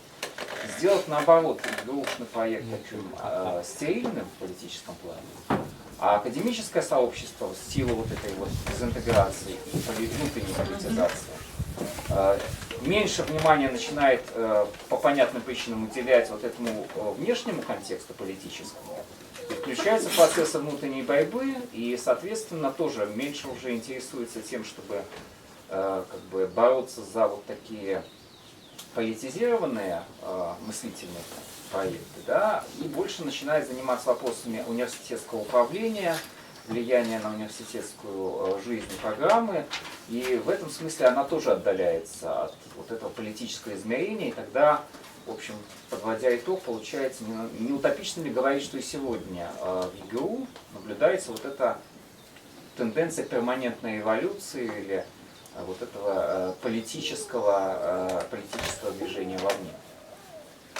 Ну, две реплики. Во-первых, здесь никакой избирательности в отношении программ в плане вот такой, то есть закрытия программ из-за их какой-то политической остроты, этого точно нет. Аргументы сворачивания программ исключительно экономические, то есть чисто совершеннейшая прагматика. Нет, ну, это понятно. Ну, Как в вчерашнем анекдоте про еврея, неправда. Да? Ну, то есть гэтая аргументацыя, ну попросту, калі гэты кантэкст браць, пра які кажа Павел, і забойства праграмы паліталогіі, то апраўданне было эканамічным і адміністратыўным, але гэта была хлусня. Гэтая праграма была самаакупаемай. Яна была інвестыцыйна прывабнай, як бы, у прынцыпе. І вось тое, што там людзі, ну, так дасюль і не даюць сабе рады ў тым, што было праўдай і што ёсць неправдай, вось у мяне выклікаюць вялікія сумненні наконт таго, што сапраўды тое пазітыўнае, што вы бачыце, яно там існуе. Проблема в том, что люди, которые выступают в интересах развития конкретной программы, и люди, которые администрируют университет в целом, по-разному видят экономическую целесообразность. И вот просто, чтобы действительно здесь не возникало недоразумений. Совершенно точно нет вот той ситуации, которую Павел представил. То есть программы не отбраковывают из-за их содержания какого-то политически острова. А за чего? Ну, там не политическое острое содержание программы. Там не политическое программы, острое содержание сообщества. Унутранага жыцця універсітэту, да, і таго, што вось тая там супольнасці, якія складваліся на гэтых праграмах, яны былі ўнутрана палітычнымі, трэба было іх вычышчаць, бо іхнія курсы, ну, курсы развіцця, якія яны прапаноўвалі для сваіх праграмаў для універсітэта, яны уваходзілі ў супярэчанне з агульнай этыкай, традыцыяй, корпоративной логикой. Это и есть мой тезис. Это тезис о том, это политизация не по отношению к Беларуси, а политизация внутри университета. Это тезис о том, эти тенденции могут перекрещиваться на самом деле, потому что мы, конечно, можем обращать внимание на внешнюю риторику. И внешняя риторика всегда будет, ну, прежде всего, опираться на рациональные какие-то, рационализированные основания. Она будет апеллировать действительно к позиции доноров, к экономической конъюнктуре и так далее. Но по большому счету это никак может не отменять того, что внутренней логикой все равно там, прекращение каких-то программ может быть то, что говорилось, их, ну, как бы это такое негативное влияние на внутриуниверситетскую ситуацию, что они слишком политизируют ее. А Б, что, как я и говорил, да, возможно, это такой реверанс в сторону, опять же, такого комфортного, неполитического существования университета. Мы не хотим поднимать острые. Второго точно нету, определенно. И возвращаясь к тезису вот о работе университета в таком режиме перманентной революции, я думаю, что для Беларуси это остается по-прежнему таким, учитывая, да, что большинство студентов университета нашего являются гражданами Беларуси, в этом смысле, то есть как проект такой де-факто по-прежнему белорусский, этот тезис, может быть, с какими-то новыми оговорками, но он по-прежнему сохраняет свою силу именно потому, что предлагается совершенно альтернативная модель образования. Вот, то есть вот культивирование какого-то иного контекста для людей, которые приезжают, особенно это остро, извините, вот я сейчас собьюсь, это особенно хорошо видно, когда к нам приезжают учиться не вот, молодые люди не сразу после школы, ну, у них просто еще мало каких-то рефлексивных навыков и опыта мало. А особенно хорошо это как-то проговаривается и артикулируется самими студентами, когда к нам приезжают люди, которые отучились, например, а такие регулярно появляются, отучились 2-3 года в каком-нибудь госвузе, бросили и приезжают в ЕГУ. Вот они очень точно сами опознают эту не просто там дистанцию, а существенное различие в самом этосе академической жизни. То есть как вот в самом режиме существования, как с ними общаются, как разворачивается учебный процесс. Я сейчас не беру даже там, качество программ, да? Сейчас, что учатся, что преподают, какие курсы и так далее. Просто сам характер институциональной жизни, в которой они вовлекаются, предлагает им новый жизненный мир. С иными акцентами, с иными приоритетами. И в этом смысле вот, то есть такого рода культивирование иного по отношению к тому, что у нас в реалиях белорусских продвигается как норма, эта работа продолжается. Вот, и это какой-то, ну, то, что греет, что называется. Но я хотела бы, просто меньше всего хотела бы, чтобы сегодняшний разговор вылился в обсуждение ЕГУ. Поэтому я прошу прощения, если я как-то затянула свой спич, но хотелось бы, сейчас, Владимир, хотелось бы не столько реплик по поводу моих тезисов, а давайте вот уделим время тому, чтобы кто-то вот развернул, что-то представил по поводу летучего. Виола сбежала куда-то. Можно, долго говорить сложно, конечно. Да. А я вельми остро для меня питання к Да. задам, може, Тетяна каже, Тетяна, у вас довгий досвід назирання як адміністраційна частка університету узурпировала владу. Да? А вот. Мы ранее думали вельми просто, да, за советским часом, ну, конечно, головне, кого призначили, і він команду. Да? У ситуації вже іншій, академічна, хоче бути як мінімум паритетна. Як то? А адміністраційно все одно всюду, я вже бачу, буде хотіти, ну, взяти владу свою. Да? Ці є механізми, ці бачаться вам механізми, вот эти и в ИГУ можно было бы вернуть, скажем так, вот это супольную владу. И в інших ситуациях. Це є некий огульний універсальний механізм, да, запобігчий узурпації адміністрації. Ну и, можливо, це є в ИГУ. А тогда уже до летучих, бо это не до летучих зловлення. Если Бачите, як вони приходили, ну, по кресе и сконцентровали абсолютно по поводу, всю вот, Валентин, по поводу то есть узурпация, это уже некоторая такая ну хорошо, но политическая я оценка, да? чисто резко. То есть в Минский период, я бы это не определяла как узурпация власти, это был период определенного социального контракта, да? Татьяна, можно отвлечься от случая ИГУ, просто Да. ответить на вопрос, есть ли механизмы... З досвіду ваше заходить. Це можливо, это вечная ситуация, все равно администрация будет хотеть, да, и накольки можливо больше улады хапать. Ну, просто вот как показывает опыт целого ряда институций, не только ЕГУ, действительно, то есть здесь опыт скорее такой негативный, и вот есть, даже может как-то проступать какое-то там отчаяние, безнадежность. Вот. Но тут, мне кажется, очень важно смотреть все-таки конкретно, какая институция имеется в виду, то есть каков ее масштаб, каков ее политический контекст, является она государственной или нет. То есть, почему мне приходится снова возвращаться все-таки к ЕГУ? Потому что, то есть, по моему пониманию, именно вот в отношении этой институции сложился такой пакет условий, когда утопия была очень возможна. Была? Да, была. Или есть? Ну, сегодня мы дальше от нее, чем когда бы то ни было. Не надейтесь. Не надейтесь, я так само думаю, да? Валентина, а по поводу Это механизма... Таня сказала, не надейтесь. А по поводу механизмов, вот, если бы... Отвечу очень прагматично. Вот, прагматично, Валентин, и почти цинично. Вот, исходя из того опыта, из опыта ЕГУ, я могу сказать, что какой-то реальный механизм попробовать что-то изменить, он такой же двусмысленный, как двусмысленность политической ситуации. Как я сейчас понимаю, реальность что-то изменить, она является, это может быть достигнуто исключительно в формате кулуарных разговоров. Я не могу То есть это не может быть... с этим согласиться. Нормальный механизм. С вами Да. Я обоими. как раз про механизм Да, пытаюсь. не открытых политических механизмов, а кулуарных разговоров. Например, мы находим какую-то такую тайную информацию, да, и выходим прямо на и сами ведем разговоры с донорами.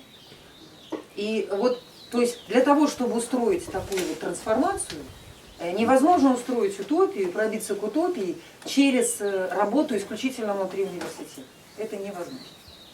Ну, на мой взгляд. Да. Нема света в конце. Реплика из трех как бы существительных. Да? Одно из них это я, местоимение. 20 лет для меня ЕГУ является таким очень важным местом, потому что я постоянно нахожусь в третьем лице по отношению к ЕГУ, еще участвуя в этой программе фонда Сороса, когда первичное финансирование, и в комитете, да, вот, программы трансформации гуманитарного образования, где Михайлов там был участником, там Горецкий, Стражев и так далее. И вот я там с какого-то бодуна оказался и имел отношение к этому внешнему контексту, как бы вот финансированию ЕГУ, или там управления каким-то образом. Поэтому вот это отслеживание для меня является как бы очень важным эмпирическим материалом для понимания очень многих процессов в самой Беларуси, всего вот этого внешнего политического контекста. Но второе существительное, как бы сдвоенное, да, это война-политика. В этом смысле для меня, постоянно живущего в ситуациях конфликта, да, конфликт это моя жизнь, да, и для меня очень остро стоит проблема постоянно определения ситуации как военной или политической. Я-то считаю, что политическая действительность – это выход и решение многих вопросов, включая потом третий пункт там, вот, того, что я готов был бы, хотел бы обсуждать с утопией, существованием утопии. Да? Так вот, всякий раз приходится определяться с ситуацией, как с ситуацией войны, да, и противоборства двух сторон, или ситуацией политики, которая, как мне кажется, обязательно включает в себя третий компонент. Две стороны, как бы, да, и нечто третье. Так вот, в этой ситуации, сложившейся с ЕГУ, мне кажется, что внутреннюю политизацию вы не создали. Вы находились в состоянии скорее войны, да, с администрацией, академическое сообщество против администрации, там, еще каким-то таким образом. И когда идет война вот таких, ну скажем, не равноресурсно обеспеченных сил, то тогда, отвечая на вопрос Худовича, можно сказать, это всегда безнадежная ситуация. Никогда вы не победите... Сианский пункт не победит. Да. Ну, в общем, да. Но решение этой проблемной ситуации является перевод ситуации из военной в политическую. Когда две стороны апеллируют к там, ресурсно обеспеченным или к, ну скажем, народу, да? Вот, когда мы с Акудовичем грыземся, это не политика. Если мы грыземся за влияние на Дубинецкую, скажем, или на Водолажскую, вот тут уже начинается политика. Тогда Водолажская это народ, да, а мы пытаемся, в общем, каким-то образом захватить власть над народом, да, и мы претендуем при этом на целое. Потому что в военной ситуации вторая сторона должна быть побеждена, исключена там, и так далее. А если мы претендуем на целое, то значит как, с сохранением противоположной стороны в рамках целого. И вот это вот различие и на бытие политики и войны постоянное, да, оно вот, ну, как технически недостроено. Давно всем известно, что политика там это продолжение войны иными средствами, или наоборот, война продолжение политики иными средствами. Но вот эта вот средствиальная сторона, нюансы войны и политики очень важны.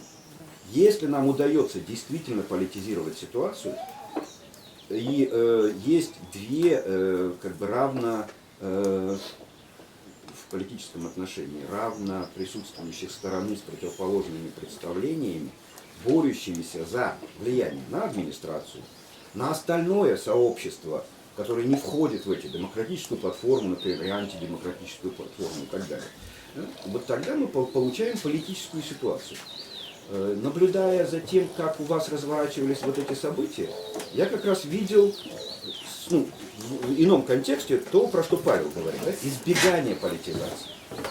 Все понимали, что ситуация политическая, что ситуация, ну, потенциально политическая, ситуация борьбы, но вот нежелание политизировать, нежелание обращаться к более широкому сообществу, к внешнему сообществу в Беларуси ЕГУ, да, то есть проблема ЕГУ – это внутренняя проблема. Остальные... Вот Лаврухин апеллировал, Жбанков апеллировал. Да, и эти попытки, они осуждаемы были всегда. Осуждаем. Началось осуждение с попытки политизации конфликта с политологами. Да? Силицкий, когда выгоняли его, он намеренно как бы отказался от этого всего, там, от борьбы и так далее. Ну, то есть, вот здесь вот это вот политика грязное дело, и во внутреннем, и во внешнем смысле, она как бы сидит как установка очень многих людей.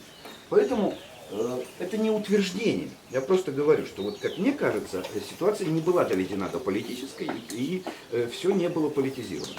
Ну и последний момент, связанный с существованием утопии. Вот вы очень странно говорите про то, что утопия существует. Да? Вообще я не представляю, опять это на уровне установок, да? Я не представляю себе ничего более страшного, чем реализованная утопия. Во всех смыслах. Но при всем при том, я очень люблю и ценю утопии. Вообще думаю, что утопия хороша как движитель, как механизм, как энергетическое начало там, разного рода действий. Да? И в этом смысле утопия академического самоуправления является постоянным двигателем развития тех сообществ, в которых ну, вот это самоуправление, идея этого самоуправления да, живет. Это могут быть университеты, это могут быть не обязательно университеты, там, первичные академии, там, кружки, очень маленькие организованности, типа летучего университета. В этом месте тоже вот, как бы, живет идея ну, рационального права, рационального управления, рациональной власти, там еще что-то такое. И тогда мы должны четко отличать, скажем, модус существования утопии. Утопия существует как движущий механизм какой-то группы людей, там, да, политизированного ядра и так далее, и утопия существует как реализованная. Я боюсь второй вот этой штуки, да, реализации утопии, но если утопия существует как движущая сила, побуждающая людей к действиям, к активности, к политизации и в этом смысле коммуникации, очень сложной коммуникации, то тогда да, утопия – это то, что нужно ценить, выращивать, взращивать там и так далее. Ну, такие реплики. Не утопия, это идеал уже. Ну, какая разница? Утопия в этом смысле это просто особым образом оформленный идеал, да? Как правило, с чуть-чуть художественными там, средствами, апеллирующие к воображению там, и так далее. Ну, две короткие реплики, и я потом все-таки хотела бы слово предоставить Виоле, для того, чтобы у нас развернулась перспектива института более конкретной институциональной жизни, там, летучего, может быть, соотнесения с Шаленкой. По поводу развлечения борьбы и политизации, я боюсь, что это скорее уже такие споры о понятиях, потому что некоторые черты, которые вы привели в отношении политизации, они вполне присутствовали и в ЕГУ. То есть апеллирование к разным стейкхолдерам в плане аргументации и обоснования необходимости каких-то иных решений, да, движения в другую сторону, нежели продвигает ныне действующие менеджеры и так далее. Здесь есть действительно самым больным вопросом, действительно был, и вы это затронули, вопрос о том, нужно ли, как говорится, выносить, как Татьяна сказала, выносить ссор из избы. Это вопрос отдельный, вопрос сложный. И вот сейчас коротко, я не хотела бы его там, не открывать, не закрывать, и просто сразу скажу, что я была против выноса ссора из избы. Вот. Но для меня это очень такая отдельная, большая, сложная тема. И... Но ведь помните, когда мы собирались там на Плеханово, в этой самой штуке, да, и обсуждали эти вещи. То есть мы не совсем, конечно, там были представителями широкого гражданского общества. Да. Да, но вы с нами готовы были это обсуждать. Потому что в это каком-то было, смысле считаю это нас был своими, формат да? академиков, единомышленников. Да, да. Это Скорее, другой формат. Да, другой Это формат. другой формат. То, что предлагали некоторые коллеги, такая форсированная, я не назову это форсированной политизацией. Это был такой, ну, простите, я Татьяна, просто, это даже не для спора. Это как бы я просто... не готова в двух Да, словах да. сейчас эту тему обсуждать. Хорошо. Поэтому, вот. А что касается утопии, то я здесь совершенно согласна, что это просто как по-разному можно понимать. Мы с этого сегодня начинали, с развлечения идеального плана и практики. То есть, конечно, мы всегда работаем в режиме развлечения, но когда я говорила о том, что утопия возможна в случае с ЕГУ, ну это такая была фигура речи, я имела в виду, что мы могли перейти в такой режим институциональной жизни, когда вот это сработала бы внутренняя политизация в том смысле, что управление университета осуществлялось бы таким образом, что вопрос о том, какой режим управления является продуктивным, всегда был бы в повестке самого университета. Я это понимаю, я да. согласен с Вот, вами. вот, Просто вот эта точка для меня вот, была важна. в некоторых ситуациях, да, мы упираемся в невозможность реализации чего-то от недодуманности вот этих формальных, там, идеальных категорий. Иногда, да? И вот эта вот недодуманность делает нас слабыми.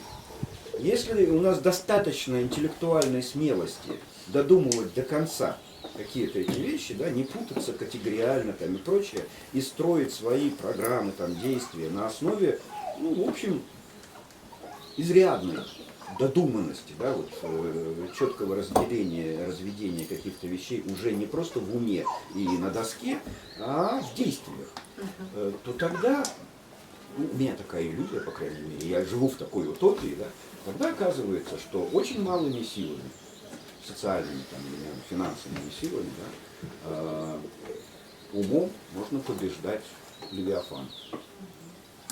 Ну да, это хорошее основание перейти, сменить, что называется, формат. Вам слово. Можно одну короткую ремарку? Нет, вот как полимодератор мы реплики сейчас сворачиваем. Слово Вилы. Слово Виоли, но дело же не про ЛУ, и вернее не только про ЛУ. Да, понятно. Последний год в Москве, соответственно, Шанин, конечно, будет опираться несколько подобно только то, что здесь было проделано.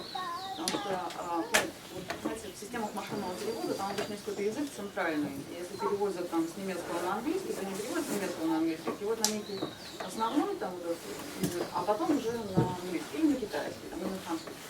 Вот у нас летучий университет сегодня, мне кажется, в дискуссии является вот этим вот центром сравнения, да, через который понимается все остальное. Да, и поэтому сейчас я буду делать, вот, если было там ЕГУ и ЛУ, то сейчас я буду делать то же самое с Шаненко. Шаненко – это Московская высшая школа социальных и экономических наук, это британская магистратура в Москве. Ее организовали 20 лет назад, как раз в юбилей был недавно. И ну, это достаточно там небольшое учебное заведение, в нем есть несколько магистерских программ, одна из них социология. И я мало что могу сказать про высокий вот этот уровень там, политики на, например, какая программа запускается магистерская, какая закрывается, потому что, поскольку я являюсь просто слушателем одной из магистерских программ, то вот эти коммуникации, они проходят мимо меня. Просто позиция не так позволяет это отслеживать. Но какие-то вещи, они меня вот шокируют тем, насколько похожи устройство, я сейчас там, мы не засколько всю Шаню, то буду говорить про социологический факультет. Это летучий университет. Там очень много симметрий. И вот я пытаюсь их восстановить, и потом указать на какие-то различия. Понимаете, это вторая вторая секта в моей жизни, это Шаненко. Это именно, то есть, очень хорошо складывается и Лулу, и Шаненко, причем люди иногда про это говорят абсолютно в открытую, ну, в открытую как, ну, в режиме шутки, но тем не менее точно не так. И там мы имеем дело с сектой. И там, причем вот проблемы, которые заявлены в дискуссии, вот кризис, идея университета, дезинтеграция, а вот нету, ни там, ни там. Ну, вернее, в Летучем университете, например, этот кризис университета – это философская проблема, которая сильно рассматривается. И в этом смысле она присутствует в таком качестве. Но если мы посмотрим на то, как функционирует Летучий университет, мне кажется, что здесь надо речь, конечно, люди говорят, да, нам так тяжело, но решения принимаются. И движение продолжается, и развитие продолжается. Поэтому я бы сказала, что это место, где кризиса нет, Шаненко его тоже нет, но по-другому. И я сейчас просто там хотела бы сначала отметить общее, не только там обозначить какую-то метафору. А потом развернуть, собственно, как вышло так, что в этих двух местах решение найдено. Смотрите, вот когда я говорю секта, я имею в виду, в числе прочего, это то, что обе эти секты все-таки находятся в достаточно враждебной среде. И это то, что способствует там и мобилизации, и там, не знаю, созданию сообщества, потому что и здесь, и там это люди по разным критериям, но это маргиналы не в смысле, маргиналы в смысле не большинство. Потому что Шаненко собирают там, и объединяются люди, которые хотят нормальную науку. То, с чем в России сейчас, мягко говоря, проблемы. Ну, там, кто видел все эти там, исследования плагиата и так далее. То есть есть такое огромное просто поле имитации науки, есть люди, которые хотят заниматься наукой. Они вот создают такое себе пространство. Причем, ну, здесь понятно, я, конечно, не буду расшифровывать белорусский контекст. Причем, что интересно, это и там ситуация секты, это люди, которые, я бы сказала, ну, действительно, вот кто-то видел, не видел, даже Дюмин писал про утопические сообщества, и в этом смысле мне очень резонирует идея утопии, потому что и там это все начинается с некого образа, вот утопия, да, не в смысле коррузии, не в смысле, что всех надо чинить, а в режиме I have a dream. Мы знаем, как мы хотим жить, но пространства для этого нет. И тогда люди начинают выгораживать какое-то пространство новое, альтернативное, для того, чтобы это иное существование, понятно, что не в полностью реализованном виде, но чтобы было место, где к этому можно стремиться. Чтобы было место, где можно вот в ежедневной практике своей жизни двигаться по направлению к этой утопии. Не пытаться ее изобразить прямо сейчас здесь, как и балетом, а запустить процесс развития, который приблизит сам этот светлый образ. А в чем еще одна вот интересная вещь, которая, мне кажется, связана с тем, что кризиса в итоге нет. Понимаете, общее заключается в том, что и там, вот это I have a dream, оно разворачивается по большому счету с одного человека. Причем здесь можно там ссылаться на харизматическое лидерство, но если посмотреть, как это работает, то это, это сложнее, чем вот пришел там и всех загипнотизировал. Совсем по-другому работает, я бы сказала. Появляется человек с мечтой, и потом он начинает этой мечтой заражать сначала какой-то небольшой круг людей, потом это как бы начинает распространяться, как круги по воде. И дальше происходит удивительная штука, вот, которую я наблюдаю уже в двух местах, и благодаря вот этому она становится заметной. Понимаете, человек перестает быть одним человеком. Эта мечта начинает распространяться на других людей, и какие-то функции, которые раньше вынужден был выполнять один человек, потому что кроме него было некому, он один с этой мечтой ходит, они начинают делегироваться, они начинают, то есть появляется некоторый распределенный субъект, который из одной точки разворачивается. Но постепенно он становится сложнее и больше, и какие-то функции иногда почти полностью отходят там, другим людям.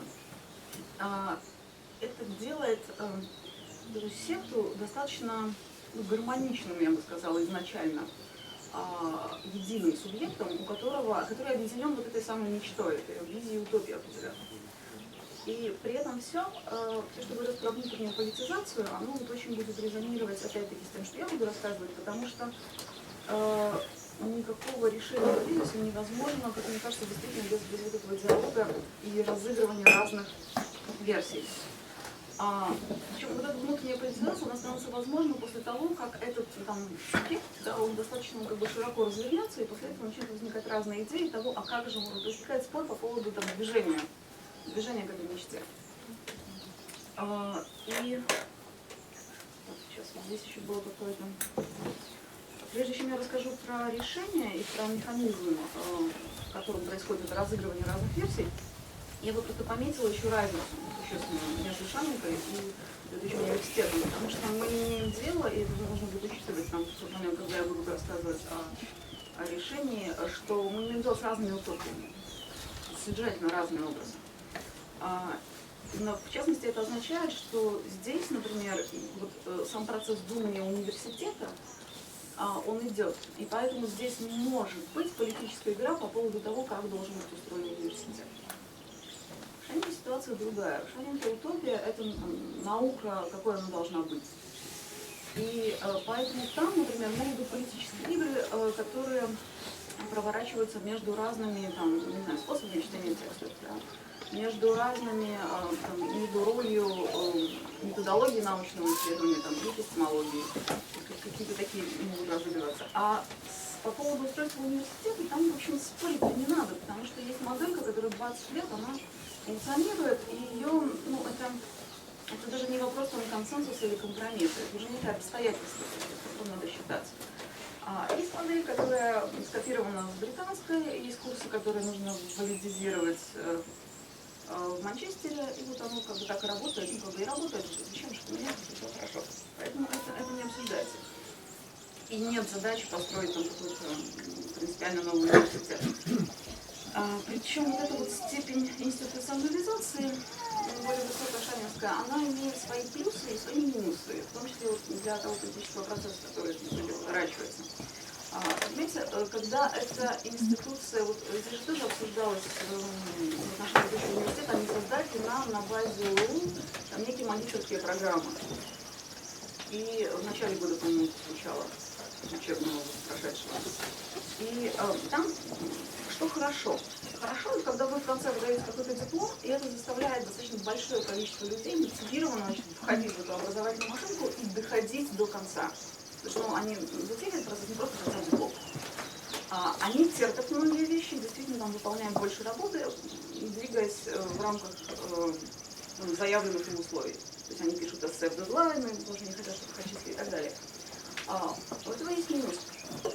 Минус, который связан как раз с политической частью ситуации. Есть люди, которым нужен диплом. Им глубоко наплевать на вашу утопию. Они приходят, они понимают, что там есть какой-то private dream, они говорят, нет, у меня другие мечты, я хочу манчестерский диплом, или я хочу там еще какой-то диплом. После этого они начинают формально удовлетворять всем требованиям, но это не те люди, из которых можно строить секту дальше. И получается, что процент людей внутри вот этого небольшой человеческой организованности, там появляется большой процент людей, которые как бы изначально они не годятся для того, чтобы... кстати, обе секты, они весьма сильно склонны к экспансии. Им надо развиваться и себя наращивать. И, получается, что процент брака возрастает. Поэтому сейчас вот я делаю шаг в сторону, собственно, того, как происходит разрешение перманентного этого кризиса идеи университета.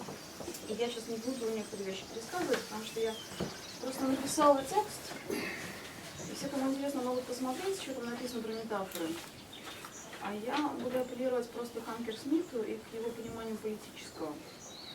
Причем надо понимать, что я ненавижу Анкерсмита, у меня будет диссертация написана ровно против него, но Фаид там не пригодился. У него очень интересное понимание политического, и он говорит, что все рассказы, например, Хабермаса о том, что для того, чтобы мы могли прийти к согласию, для того, чтобы мы могли прийти к консенсусу, для этого нужно создать идеальную речевую ситуацию, и для этого нужно выполнять определенные требования в коммуникации, они глупы, безусловно, потому что политическая, по версии Анкерсмита, это как раз та ситуация, когда мы не можем достичь согласия, и более того, когда не можем не потому, что не хотим, не можем, потому что невозможно принципиально. Не можем, потому что у нас радикально разные визии, радикально разные оптики. То есть, наверное, придется сказать пару слов про метафоры, потому что, хорошо, давайте я оставлю просто категорию утопии. У нас могут быть разные dreams, да? У нас могут быть разные утопии. Мы хотим строить разные, хотим жить в разных мирах. Принципиально разных и часто несовместимых. Какого черта мы будем сидеть и о чем-то договариваться? ситуация политическая по Ангерсмиту, причем это не обязательно ситуация войны. И более того, это даже не ситуация такого разговора, когда я говорю кому-то, что мне не нравится ваша мечта, и выставляю по этому поводу какие-то основания. Это ситуация больше похожая на игру, на разыгрывание. Причем разыгрывание, знаете, какое? Здесь можно вот использовать образ для двух театров. Один театр показывает пьесу там, в одном стиле художественном, другой театр показывает пьесу в другом художественном стиле. А зритель вообще-то, он ножками и деньгами, которые он платит в кассу, выбирает, какое художественное направление будет там ведущим и модным. И эти два театра не вступают в войну, они вступают в конкуренцию, они каждый предлагает свою визию, да, как вообще на что посмотреть, но это разыгрывается. И это разыгрывается в очень таком специфическом агоне, где сами театры, они не сталкиваются, они сталкиваются опосредованно.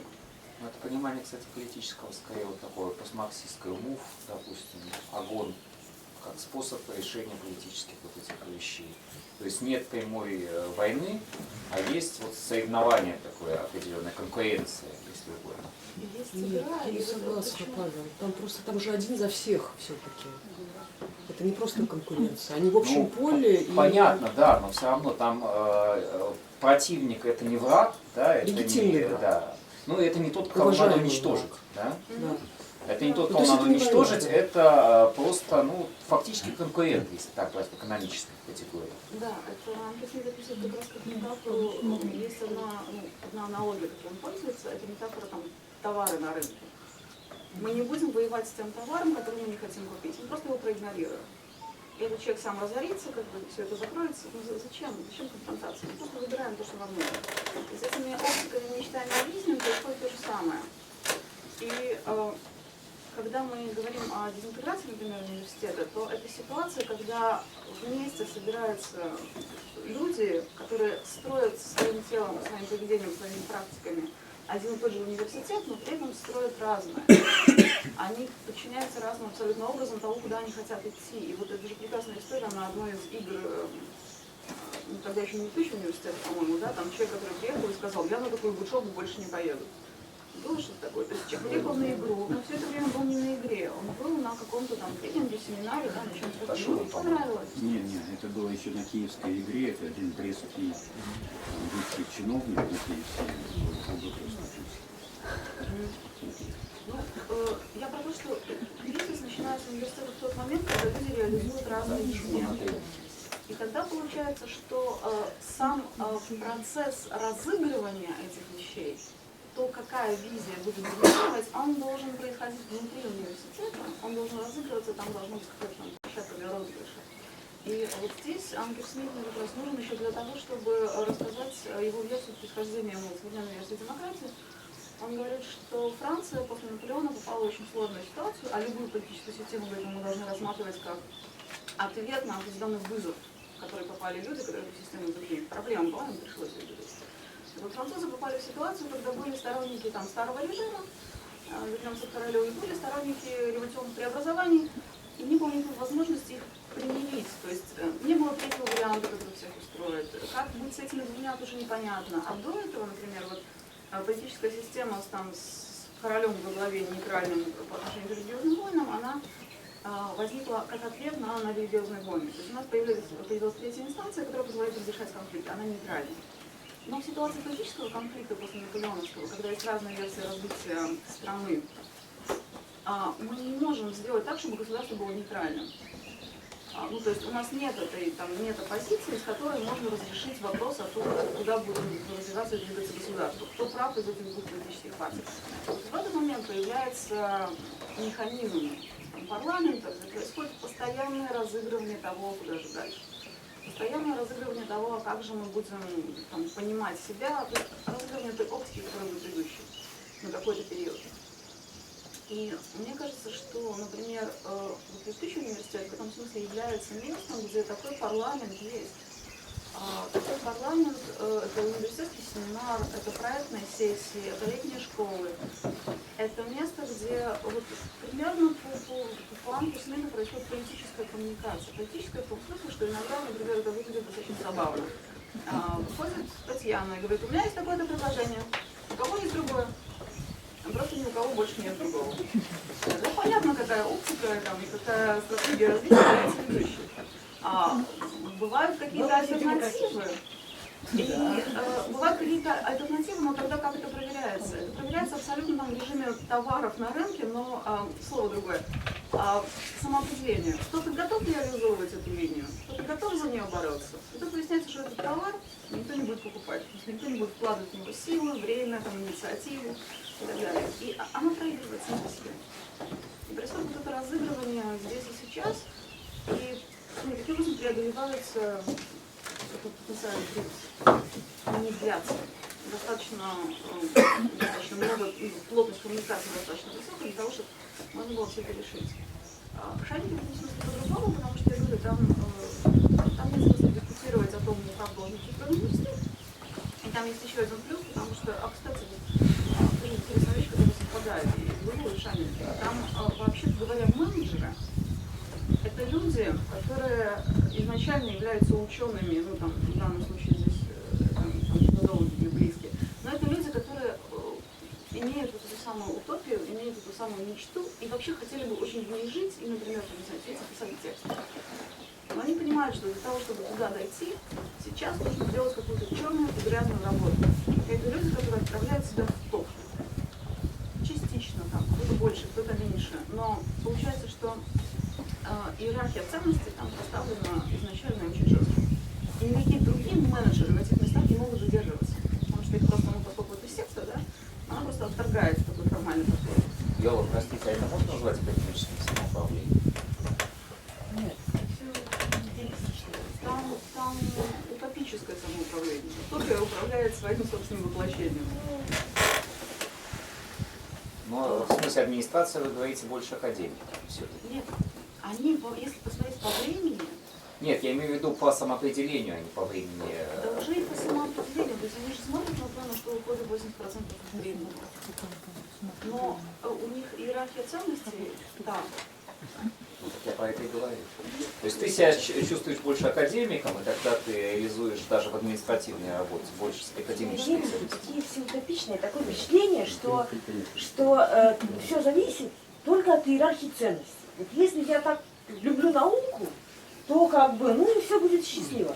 Вот Татьяна очень, касалась темы внешней конъюнктуры, контекста, политического контекста и так далее. И это все, ты можешь там исповедовать хоть какие угодно ценности и любить это самое, но это все нужно учитывать. Да? И в этом смысле, нет, это я просто про то, что они ценности исповедуют, и это как бы решает проблемы. Это не решает проблем. Единственное, что это все проблемы опускает внутрь этого, управляющего организма. И все. Татьяна, согласитесь, все-таки ведущая у вас ценность, она будет определять, какие вы стратегии все-таки будете выбирать из ее возможностей. Люди, находящиеся там... Я понимаю, что это вовсе не обязательно приведет к тому, что идеально все будет разворачиваться. Нет, они люди, да? Да.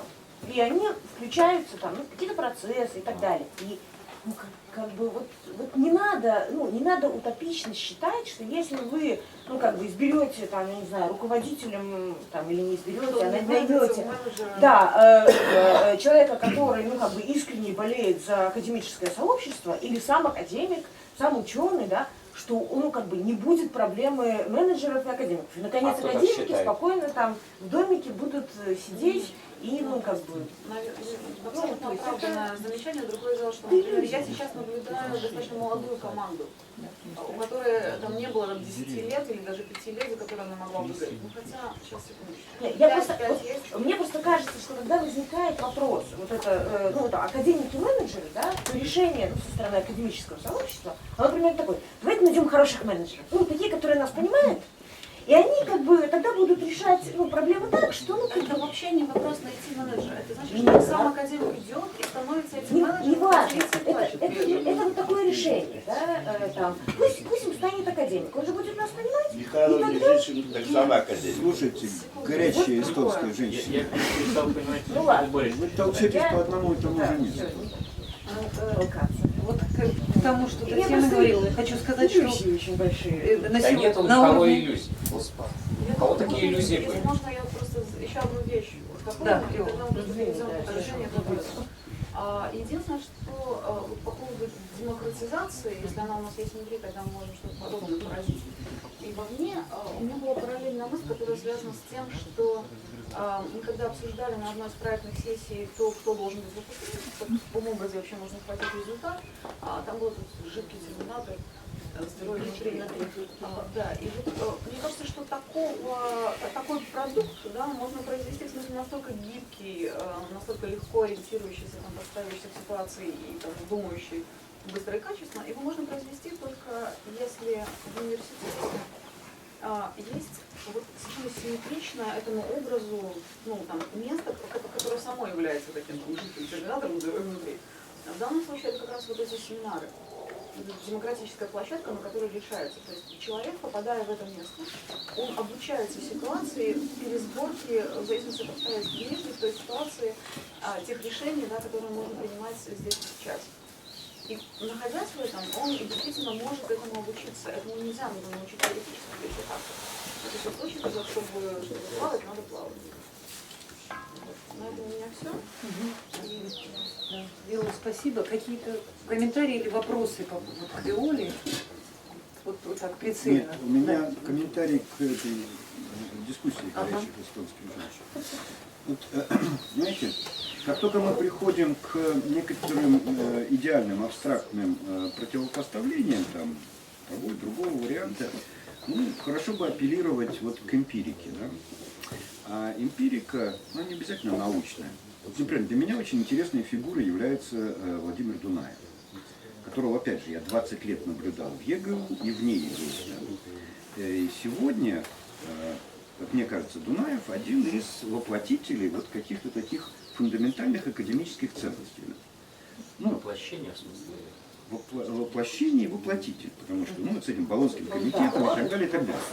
При этом, наблюдая его в первые годы моего знакомства с ЕГУ, 94-й, 95-й, 97-й год, я считал Дунаева таким злым демоном Михайлова, который абсолютно не академическую линию проводит и так далее. У него была позиция, у него была какая-то такая штука. Да? Я не знаю, насколько, я же не проверял там, и с Дунаевым в этом смысле вряд ли поговоришь откровенно, потому что это за пределами откровенности, там уже дело в интимности. Всегда ли он разделял эти ценности? Или вот когда он зло творил в этом самом ЕГУ, у него были другие ценности? Да? Потому что он поступал. Еще и Лебедьку спросите, были у него всегда? Ну да. Не, ну Лебедьку я еще дольше знаю, поэтому как бы там у меня проще. Все. А вот с Дунаевым забавно.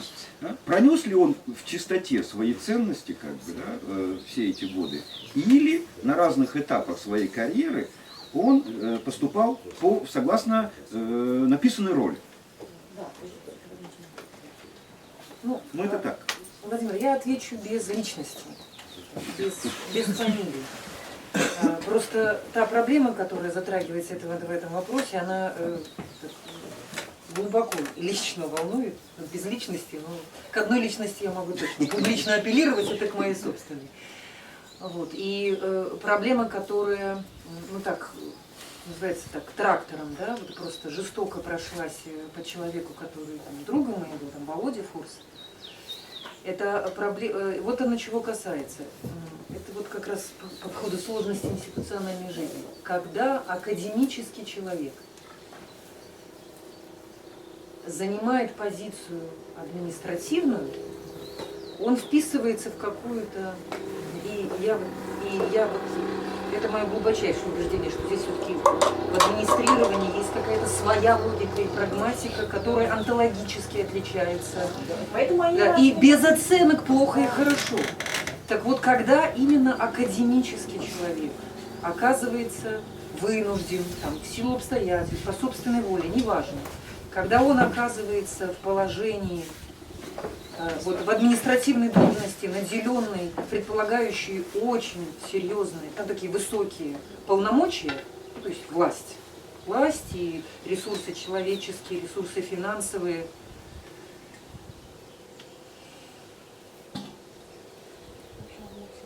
Да. Здесь начинают разворачиваться какие-то такие интересные вещи, драматичные, интересные, фантастические, если угодно, которые, вот как мне представляется, может быть, даже не и не обязательно имеют место, если мы имеем дело просто с менеджерами от профессии. Вот и у нас в университете там были или есть люди, которые то есть являются менеджерами от профессии. У нас, да, такие вот монахи. Их профессия – это вот включение, я не знаю тут их логику, их MA, да, вот, или там, ну, PhD не знаю, а их степень, эта степень предполагает, что эти люди чувствуют себя как рыба в воде в той логике, да, иной логике, которая сегодня затребована как способность и компетенция в том случае, если речь идет вот не о, как Владимир Васильевич сказали, Лу это такая маленькая штучка, так вот в том случае, когда речь идет не о маленьких штучках, да, а когда речь идет о структуре, которая притязает на очень сильную проявленность в социальном поле. Проявленность через дипломы, который имеет статус там какой-то, да, то есть он должен быть диплом, ну, когда были в Минске, это госдиплом или белорусский, здесь теперь это госдиплом литовский, ну, то есть евросоюзовский фактически, то есть проявленность через дипломы, соответственно, через аккредитованные программы академические, через соответствие академических сил всем этим системам, соответствие квалификации, повышение академическая карьера. Татьяна, простите, И вот, ваш тезис состоит в том, что как бы, должность меняет человек? Да, человек... Форма накладывает отпечаток на материал. Не надо ждать от... Ну, как бы, нужно... Не, ну это банальный тезис, я просто хочу понять небанальное содержание, которое Таня, возможно, пытается вложить. То, что должность меняет человека, ну это, по-моему, констатация времен царя Соломона, то и раньше. Не всегда, не всякое, не обязательно и по-разному. То есть вот, как до... Вот у Как меня долго был... человек сопротивляется этому, это тоже Нет, не совсем индивидуально. так. Вот понимаете, Мутации академика, которые он претерпевает в менеджерской должности, совсем другие мутации, которые вот претерпевает мне кажется, академический человек. академик и академическая вот эта вот роль, да, она уже архаизм определенный. И вот, ну, в этом, ты уже упоминал наше столкновение с Бобровичем по поводу интеллектуала, да? Вот у меня была вот эта маленькая эссе, там, да, «Мучительный выбор интеллектуала». И вот в этом смысле академик, входящий в должность административную или оказывающийся перед выбором, да, он постоянно находится вот в состоянии этого мучительного выбора. Но между чем и чем? Выбора между сохранением своей автономии и автономной позиции, да, и игры по правилам социума. В этом смысле интеллектуала социум постарается поймать, как того сковороду Григория. Да? И вот если вы находитесь в этом состоянии мучительного выбора, постоянно выбирая то, что не дает вас поймать. И поэтому Татьяна совершенно права. Всякий раз по-разному. Зависит уже от того, какой выбор, кстати, очень мучительный, делает человек, сталкиваясь с тем или иным долженствованием. Потому что, оказавшись в позиции ректора, там, декана, бухгалтера, да, человек много чего должен. А раз должен, он как бы как ответственный, а интеллектуал, как правило, ответственный человек. Он принимает это долженствование и становится порой противен сам себе. И это вообще очень сложная ситуация для мыслящего, рефлектирующего субъекта оказаться вот в таким логом. Я просто начну, то есть я понимаю, что Поэтому она всегда своими и говорит, разворачиваниями пошла. что Я интеллектуалы хочу вообще просто одну простую вещь. То есть мне абсолютно не кажется, что совмещение позиций там, академика и менеджера является каким-то решением. Вообще, я ни разу про это не говорила. Я просто указываю на одно маленькое эмпирическое обстоятельство. Что сейчас в Шанинке и сейчас в УЛ эти позиции замещаются людьми, которые, ну, в смысле, занимают людьми, которые еще не мутировали окончательно как менеджеры. И это сильно упрощает политическую коммуникацию, когда она появляется. То есть там нет таких вот совершенно комбовых чистых менеджеров, комбовых чистых академиков. Частично вот эта политическая коммуникация, она у них там во внутреннем диалоге, в мучительном выборе происходит. Поэтому, когда они выходят уже в разговор с другими, это уже в какой-то степени там, более простая форма. проще договариваться. Вот А. только на это Виола, а правда ли, что мне Татьяна рассказывала, что у Шанинки каждые 3 года возникает финансовый кризис, и там приходится годами сидеть на подсосе? Нет, никогда. Это обычно следующий год уже находит решение и выруливает. В этом смысле я бы сказал так, что вот та ситуация, которую ты отмечаешь общую, как в Летучем университете и в Шанинке, да, она, на самом деле, Кризис — это следствие она этой порождает ситуации. проблемы такого рода, да? Потому что академики или интеллектуалы в этих позициях справляются с позициями в силу просто постоянного состояния мучительного выбора. Справляются с этими позициями плохо. Поэтому мы всегда должны быть готовы к тому, что мы будем иметь провалы административные. Татьяна и потом слово. Не, ну я не знаю, может быть, чуть-чуть длинноватое, ну, вот, отношение, я к тому, что Виола сказала, и к тому, что Татьяна говорила.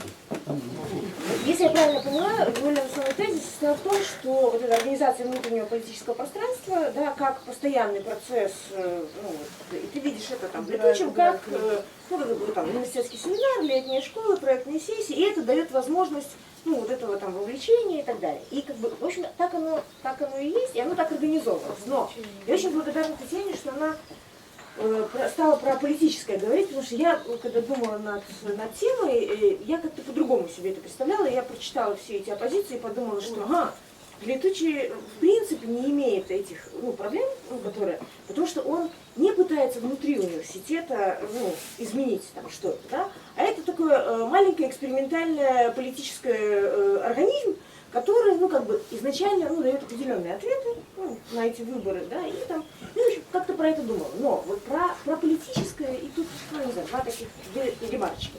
Вы вот в самом начале сказали, что ЕГУ был нацелен, романтический период, на образование, на реформу образования, фактически, да, и это сразу стало политизироваться. И вот тут, мне кажется, очень тонкий момент, да, что если в принципе стояла задача реформы образования, то это значит, что ЕГУ являлся политическим субъектом.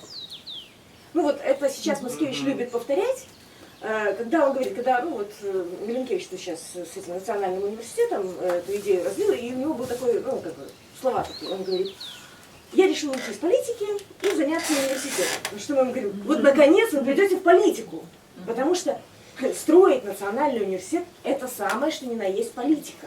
А то, чем он занимался раньше, это хобби. да.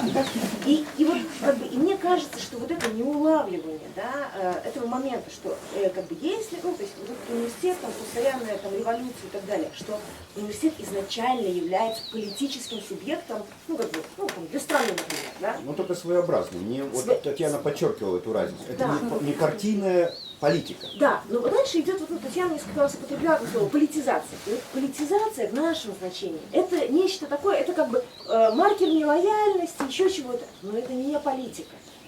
Да? То есть, вот, это имеет оттенок политизации. Это значит, что там на тебе поставили маркер нелояльности, еще чего-то. Но это совершенно не значит, что вот то, что политизировано, что оно включено в политику, что оно создает себя политическим субъектом и так далее. Вот, не знаю, я, наверное, очень мутно говорю, да, но если бы...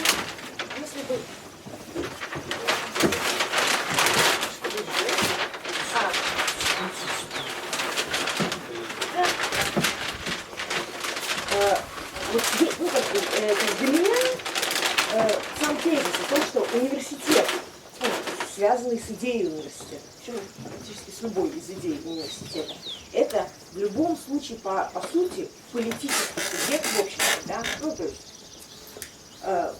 То есть это университет, и у него есть там какое-то внешнее пространство, по отношению к которому он вступает в политические отношения. Тут могут быть, там, не знаю, государство, бизнес, там еще что-нибудь.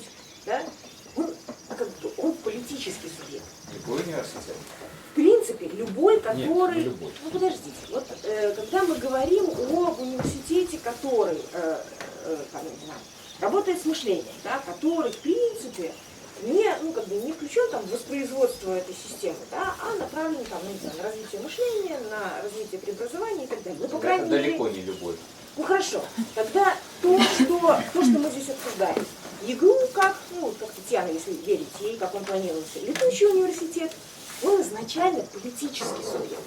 Но знание о том, что он политический субъект, есть далеко не у всех, кто находится внутри, хорошо, если вообще у кого-нибудь есть. И в это вступление в политические отношения, оно вообще очень сильно определяет и задает рамки существования этого университета.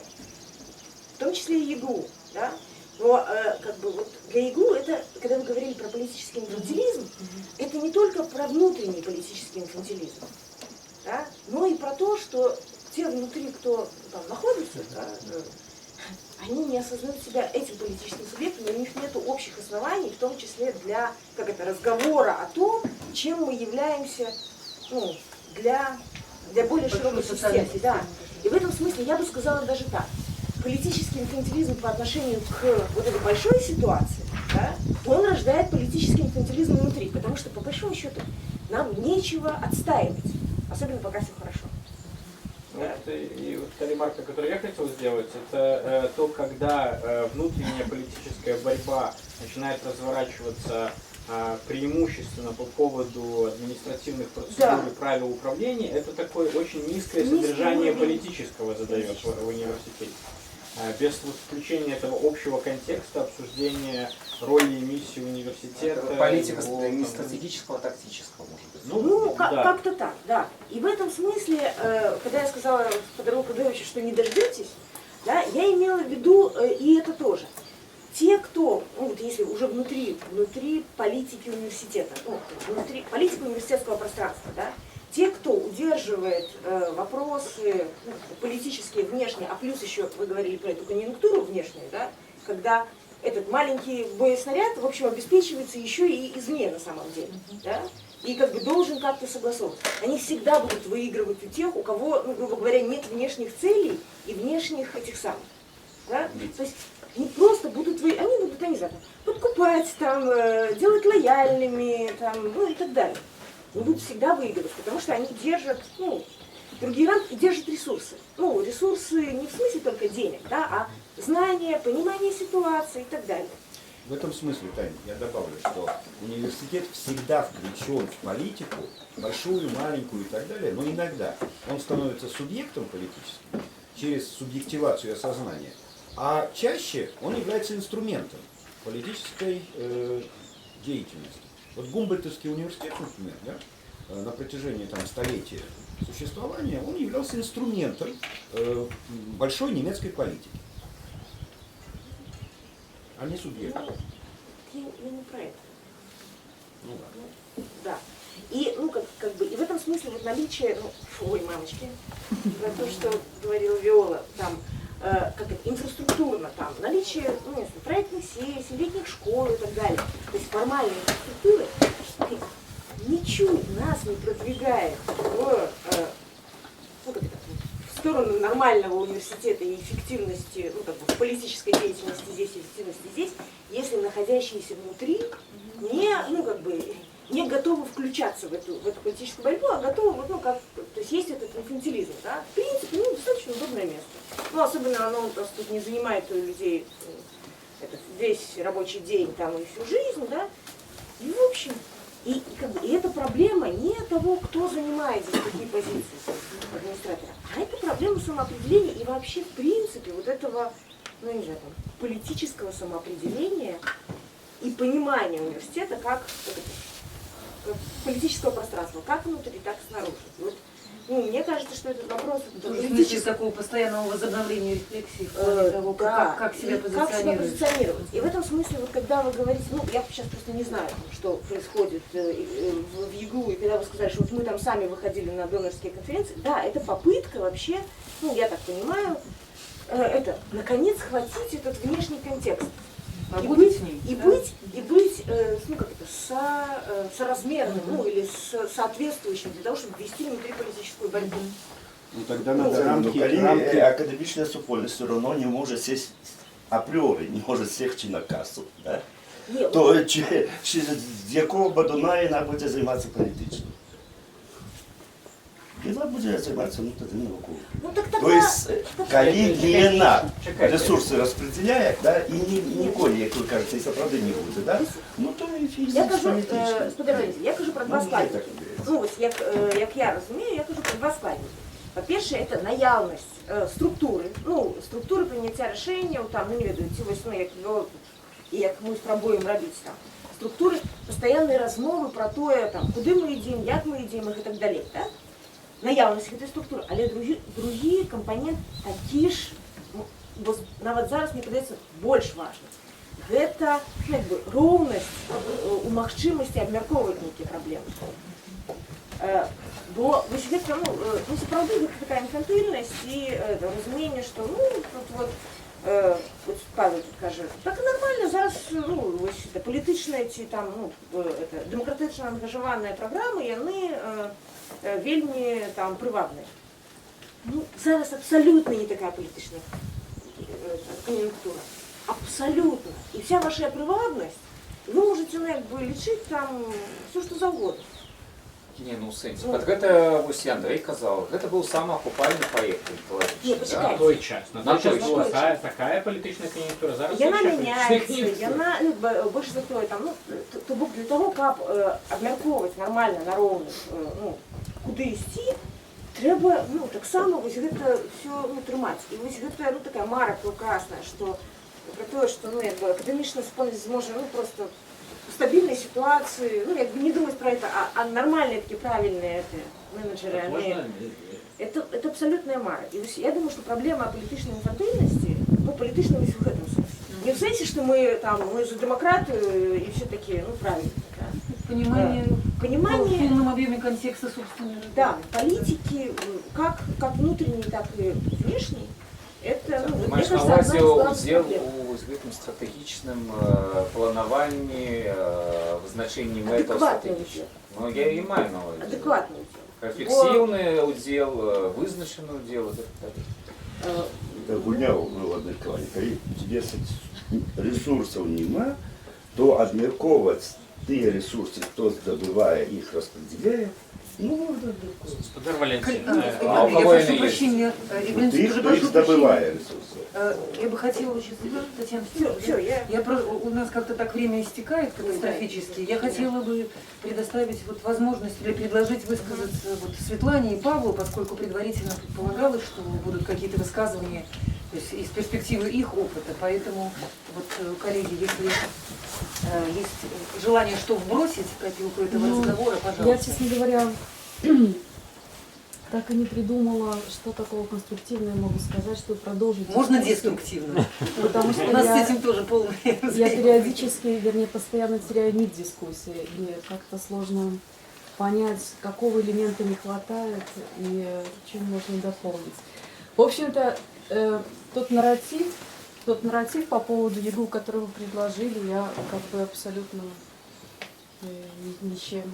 ничему не готова сопротивляться. То есть это действительно последовательность, которая для меня тоже примерно в такой логике выстраивалась. И по поводу Минского ЕГУ я точно так же это вижу как такое проблемное, скорее, такой период. Но я бы хотела, не знаю, может быть, какие-то такие акценты расставить, что действительно ЕГУ постоянно себя позиционировал как какое-то место по производству иного знания. Да? И вот что такое иное знание для меня все больше и чаще это такой проблемный вопрос. Особенно сейчас, когда Беларусь принята в Болонский процесс, и у меня нет иллюзий по поводу студенческого самоуправления и академической автономии, потому что я думаю, что это можно сгладить, но Болонский процесс подразумевает мобильность студенческую и преподавательскую. И что будет с белорусскими университетами, если студенты и преподаватели действительно начнут выезжать и делать это часто? Я даже не столько... Я думала, что это когда-то случится, но, знаете, вот как бы Беларусь в мае, да, приняли Болонский процесс, уже несколько недель назад я получила письмо, будучи еще в Будапеште, я получила письмо от одной из координаторов, которая сказала, не хотела бы я принять участие во встрече, в дискуссии. Письмо было адресовано белорусским студентам Центрального Европейского университета. Белорусские студенты в ЦЕУ — это очень редкие птицы.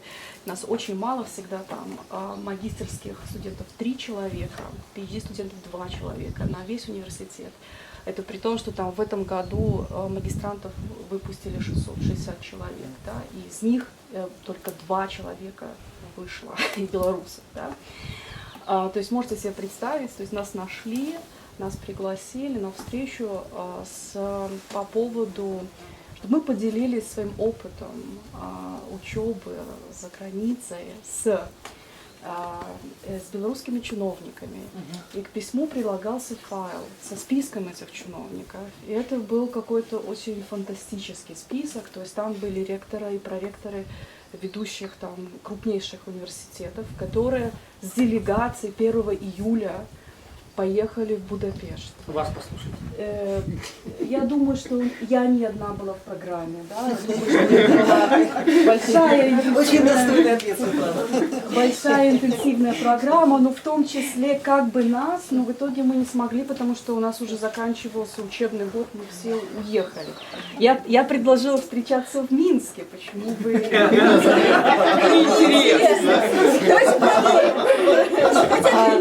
Но вот этот жест меня очень как-то впечатлил, да, то есть вот как-то уже сразу были и мы, несчастные белорусы, найдены в этом университете, уже проявился какой-то к нам интерес, да, и это к теме этого иного знания, да, то есть уже появился интерес, а что мы там изучаем, и как мы там изучаем и так далее.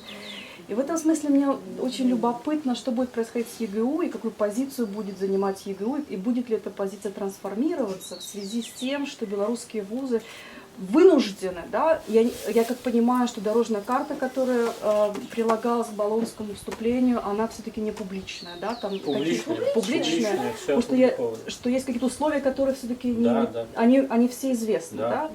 Но вот эта открытость и мобильность, она все-таки будет навязываться, да, несмотря на предпочтение авторитарного режима или там, условий авторитарного режима.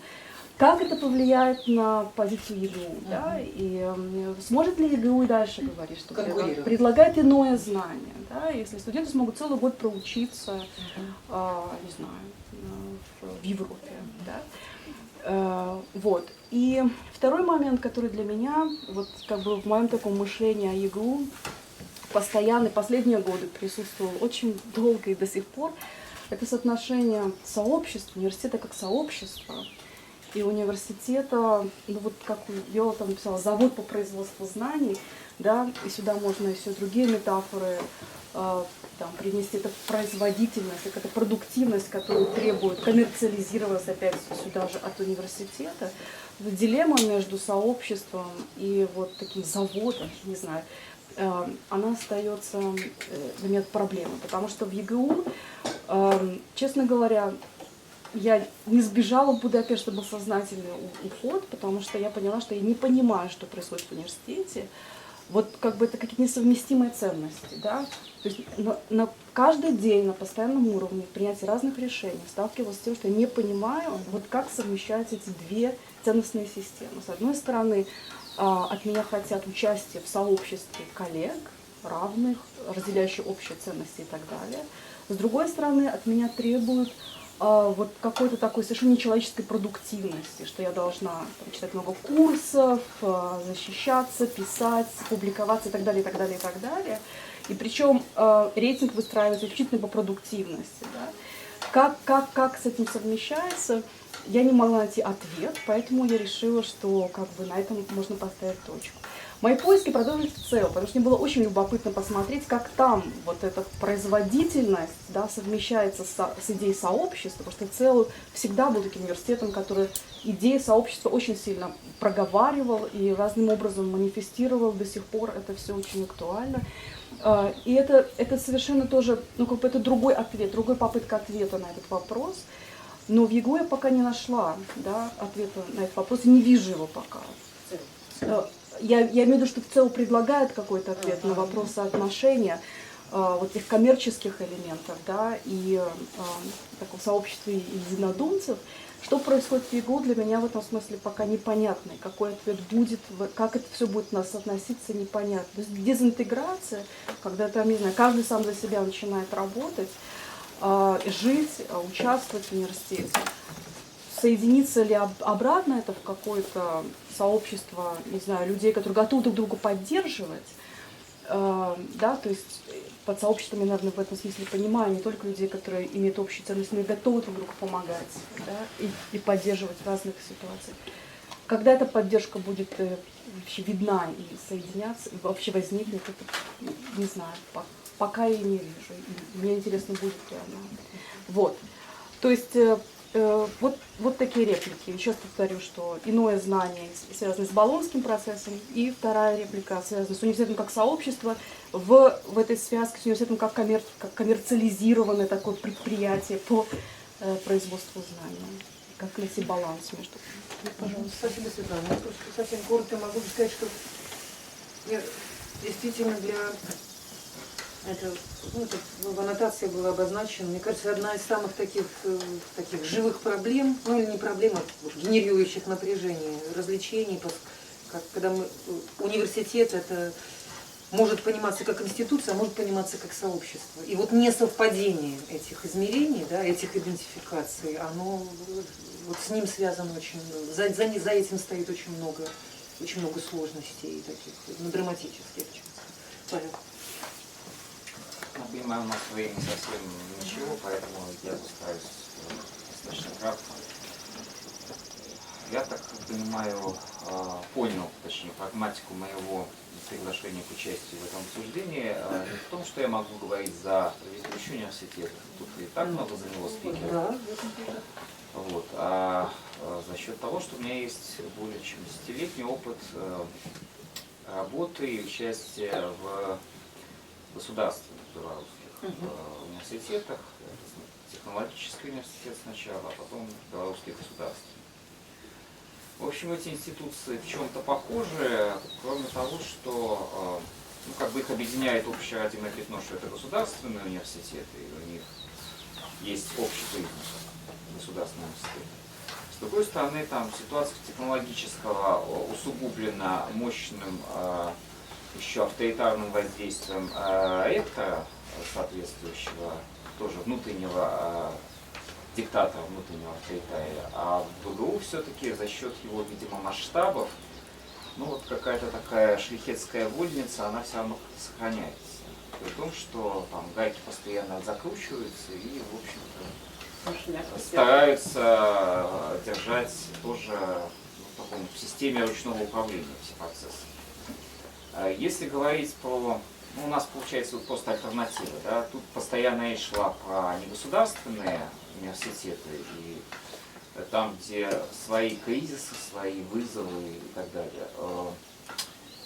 Если вот они существуют в ситуации перманентного кризиса, то государственные университеты существуют в состоянии перманентной стабильности, но это стабильность обреченная.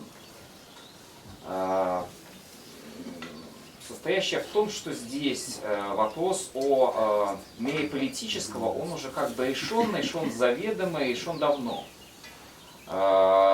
Вплоть до четких чеканных формулировок, что все мы здесь на государственной службе, все мы здесь, в общем-то, чиновники от образования, и в этом смысле выполняем, в общем-то, государственную программу, государственные заказы, и вот что там решат на уровне Министерства образования, то мы обязаны реализовывать, там, несмотря на наши сомнения, там, возмущения и так далее.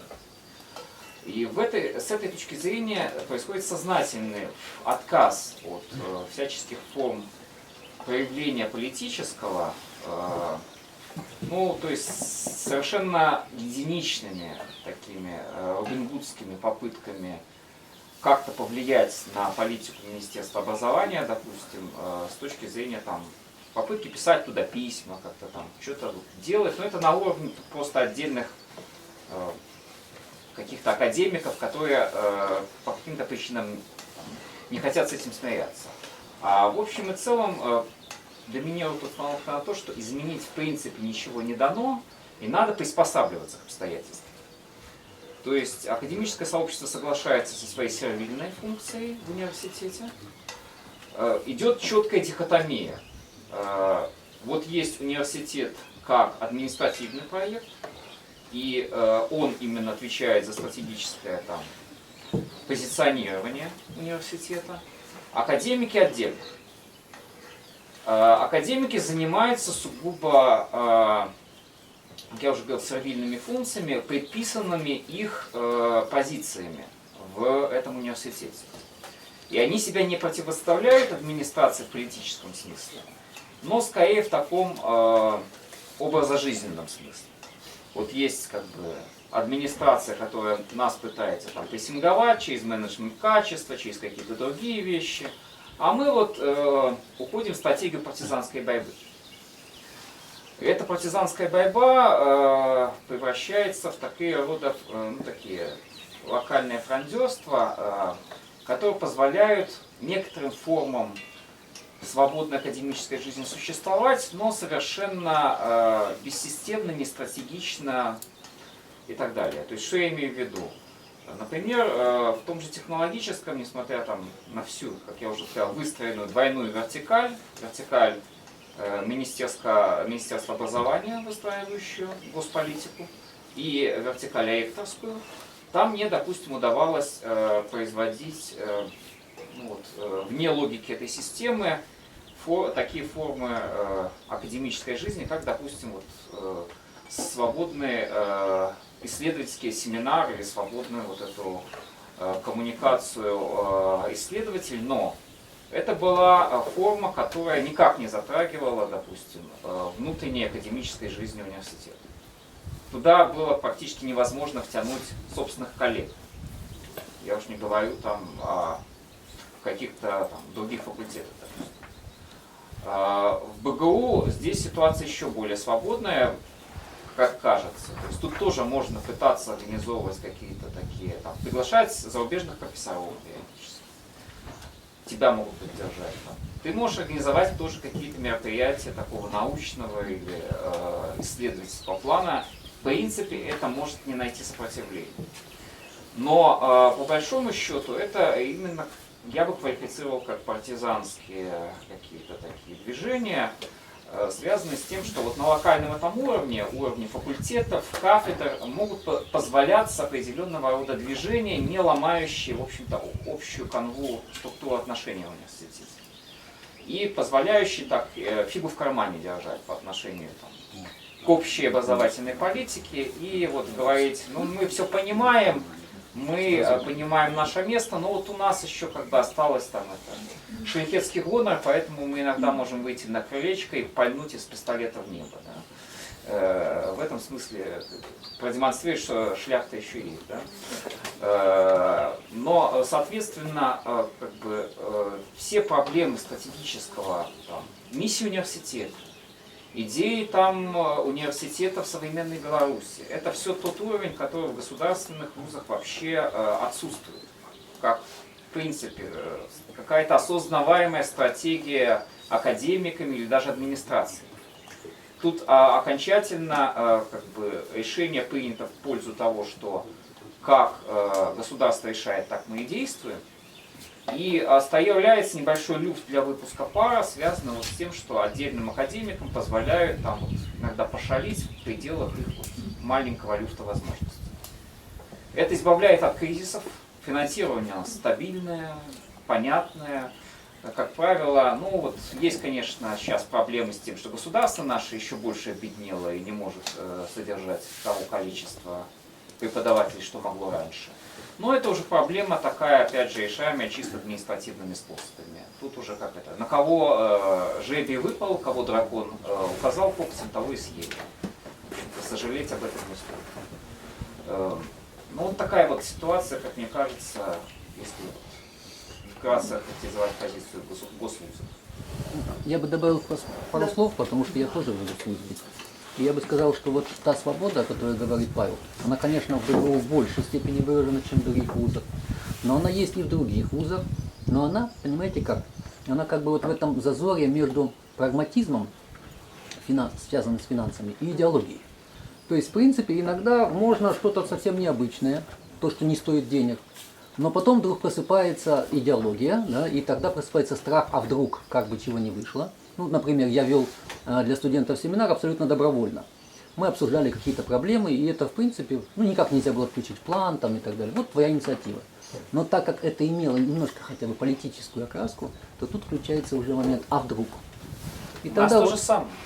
вот в этой растяжке между идеологией, как я говорю, и прагматизмом менеджмента, где-то иногда чего-то Проскакивает. мелькает. Да. Ну, это вот хороший фон такой, это, как говорится, от противного, да, и хорошая возможность, вот есть на что опереться, чтобы как-то завершать наш разговор сегодня. Просто получается, что то, что в принципе, да, по гамбургскому счету отличает негосударственные университеты в плане их такого самоопределения, самопонимания со всеми вытекающими там, последствиями выстраивания такой внутриинституциональной жизни, это как раз вот эта тема сквозной политизации, так бы я это определила, да, и внутренней, внешней, то есть соотнесение с большой системой координат. То есть вот такая задача или же вынужденность, даже если, может быть, на каком-то этапе не отдаешь себе полный отчет в этом, вот это измерение, или даже не измерение, а режим сквозной политизации, в которой существует университет, который разворачивает себя как альтернатива такой официальной норме университетской жизни. Правильно, так это и делают университетами, потому что я называю там БГУ университетом, там, ну, поскольку у меня на шильде написано университет. По большому счету мы это уже неоднократно обсуждали, это же по большому счету просто производство, да, производство определенных там, статусов, определенных, ну, не назовешь даже это уже знаниями, по большому счету, но там ну, определенных образовательных каких-то и прочих процессов, служат. которые, в общем-то, к университету, там, по большому счету, по гамбургскому счету, не имеют никакого отношения уже.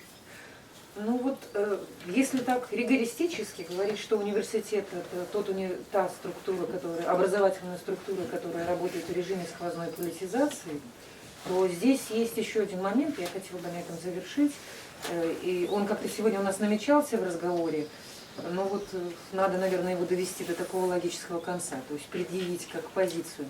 Ведь у этого тоже есть своя политическая цена. Ведь если режим управления университетом должен стоять на повестке всего университетского сообщества, да, то есть быть включен в рефлексию по поводу идеи университета, то это означает, что академики должны как раз мутировать.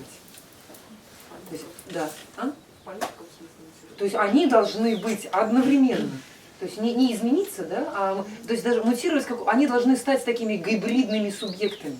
Они должны одновременно осуществлять какие-то академические задачи и при этом не делегировать кому-то, а брать на себя задачи по управлению университетом. Вот тот самый там нужный. Самое смешное, что современная политика вообще формально требует от всех. Все мы являемся одновременно гражданами, которые участвуют в демократических процессах, выборах и так далее. То есть должны становиться политическими субъектами. И одновременно там заниматься своими, допустим, профессиональными какими-то вещами, там, хобби и так далее. То есть фактически от нас и так формально требует вот этой раздвоенности. Да, но в университете это разделение не формальное, а просто от того, как ты будешь включен как политический субъект в осуществление университета, да, в режиме сквозной политизации, это прямо связано с тем, насколько успешен будет тот академический проект, который ты берешь на себя смелость называть университетом. То есть вот такой вызов.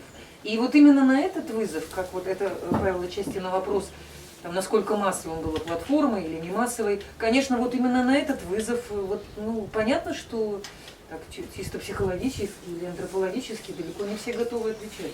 Есть масса людей, которые предпочтут, так и вполне уважаемых там академиков, да, которые предпочтут тихое академическое счастье в таком кабинетном.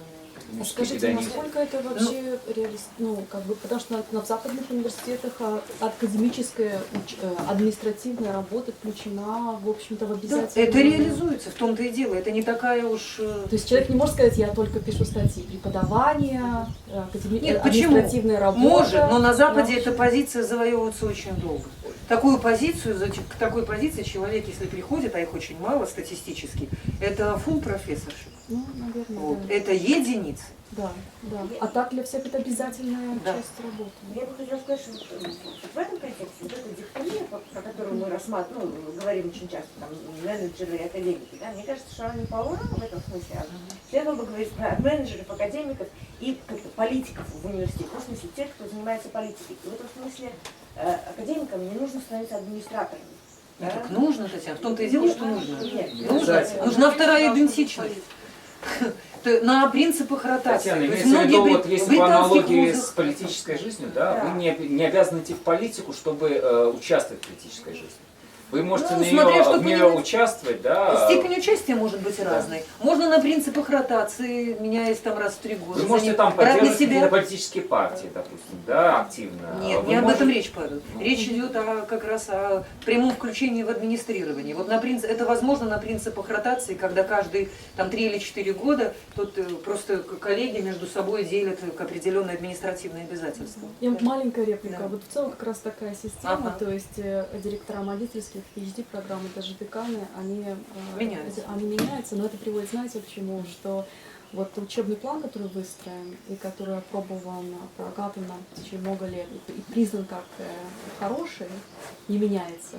И, допустим, очень сложно внести какие-то изменения, потому что люди действительно не хотят тратить очень много времени на внедрение каких-то изменений в учебный план. Если он хороший, если ты занимаешь административную позицию, тебе проще просто, ну, понадобится- Еще раз Именно его- менеджер, да, Еще не раз его заинтересован. обкатать. Да, и просто не вникать, потому что мы, допустим, когда я училась, реально вносили от студенческой как бы группы предложения по корректировке учебного плана, поскольку нам казалось, что там есть проблемы, и столкнулись как раз с этой позицией профессоров-администраторов, которые сказали, ребята, Но именно список программ в рамках одного направления или именно разнообразие программ академических внутри университета? нет, мы говорим про один департамент, про то, что учебный план не совсем... внутри одного Да, направления. да, это не очень сложно было поменять, но мы столкнулись с тем, что мы сказали, ребята, если вы хотите это делать, делайте это в Вне основной свободное, сетки вне, расписания. вне. В этом смысле ведь, ну, тут можно точно так же, как это, включиться в отработку. Лучший враг хороший. Я тут отработаю этим администратором. Мне 3 не месяца пойду, осталось да? тут быть деканом, и что я Да. вот сейчас буду вот... Элемент политического, ну, в смысле, то есть, грубо говоря, кто захватывает эту функцию политического, от этого, ну, как бы, зависит, куда движется университет. И если за нее не борются, неважно, с каких позиций, академических или там административных, то, ну, как бы, это мутирует в какую-нибудь сторону. Ну, производство Ну, производство, каких-то как правило, процессов. Да, потому что, как правило, ну да, как говорит Худович, менеджеры владеют ресурсами и так далее, и все. Привет. Коллеги, спасибо. Спасибо.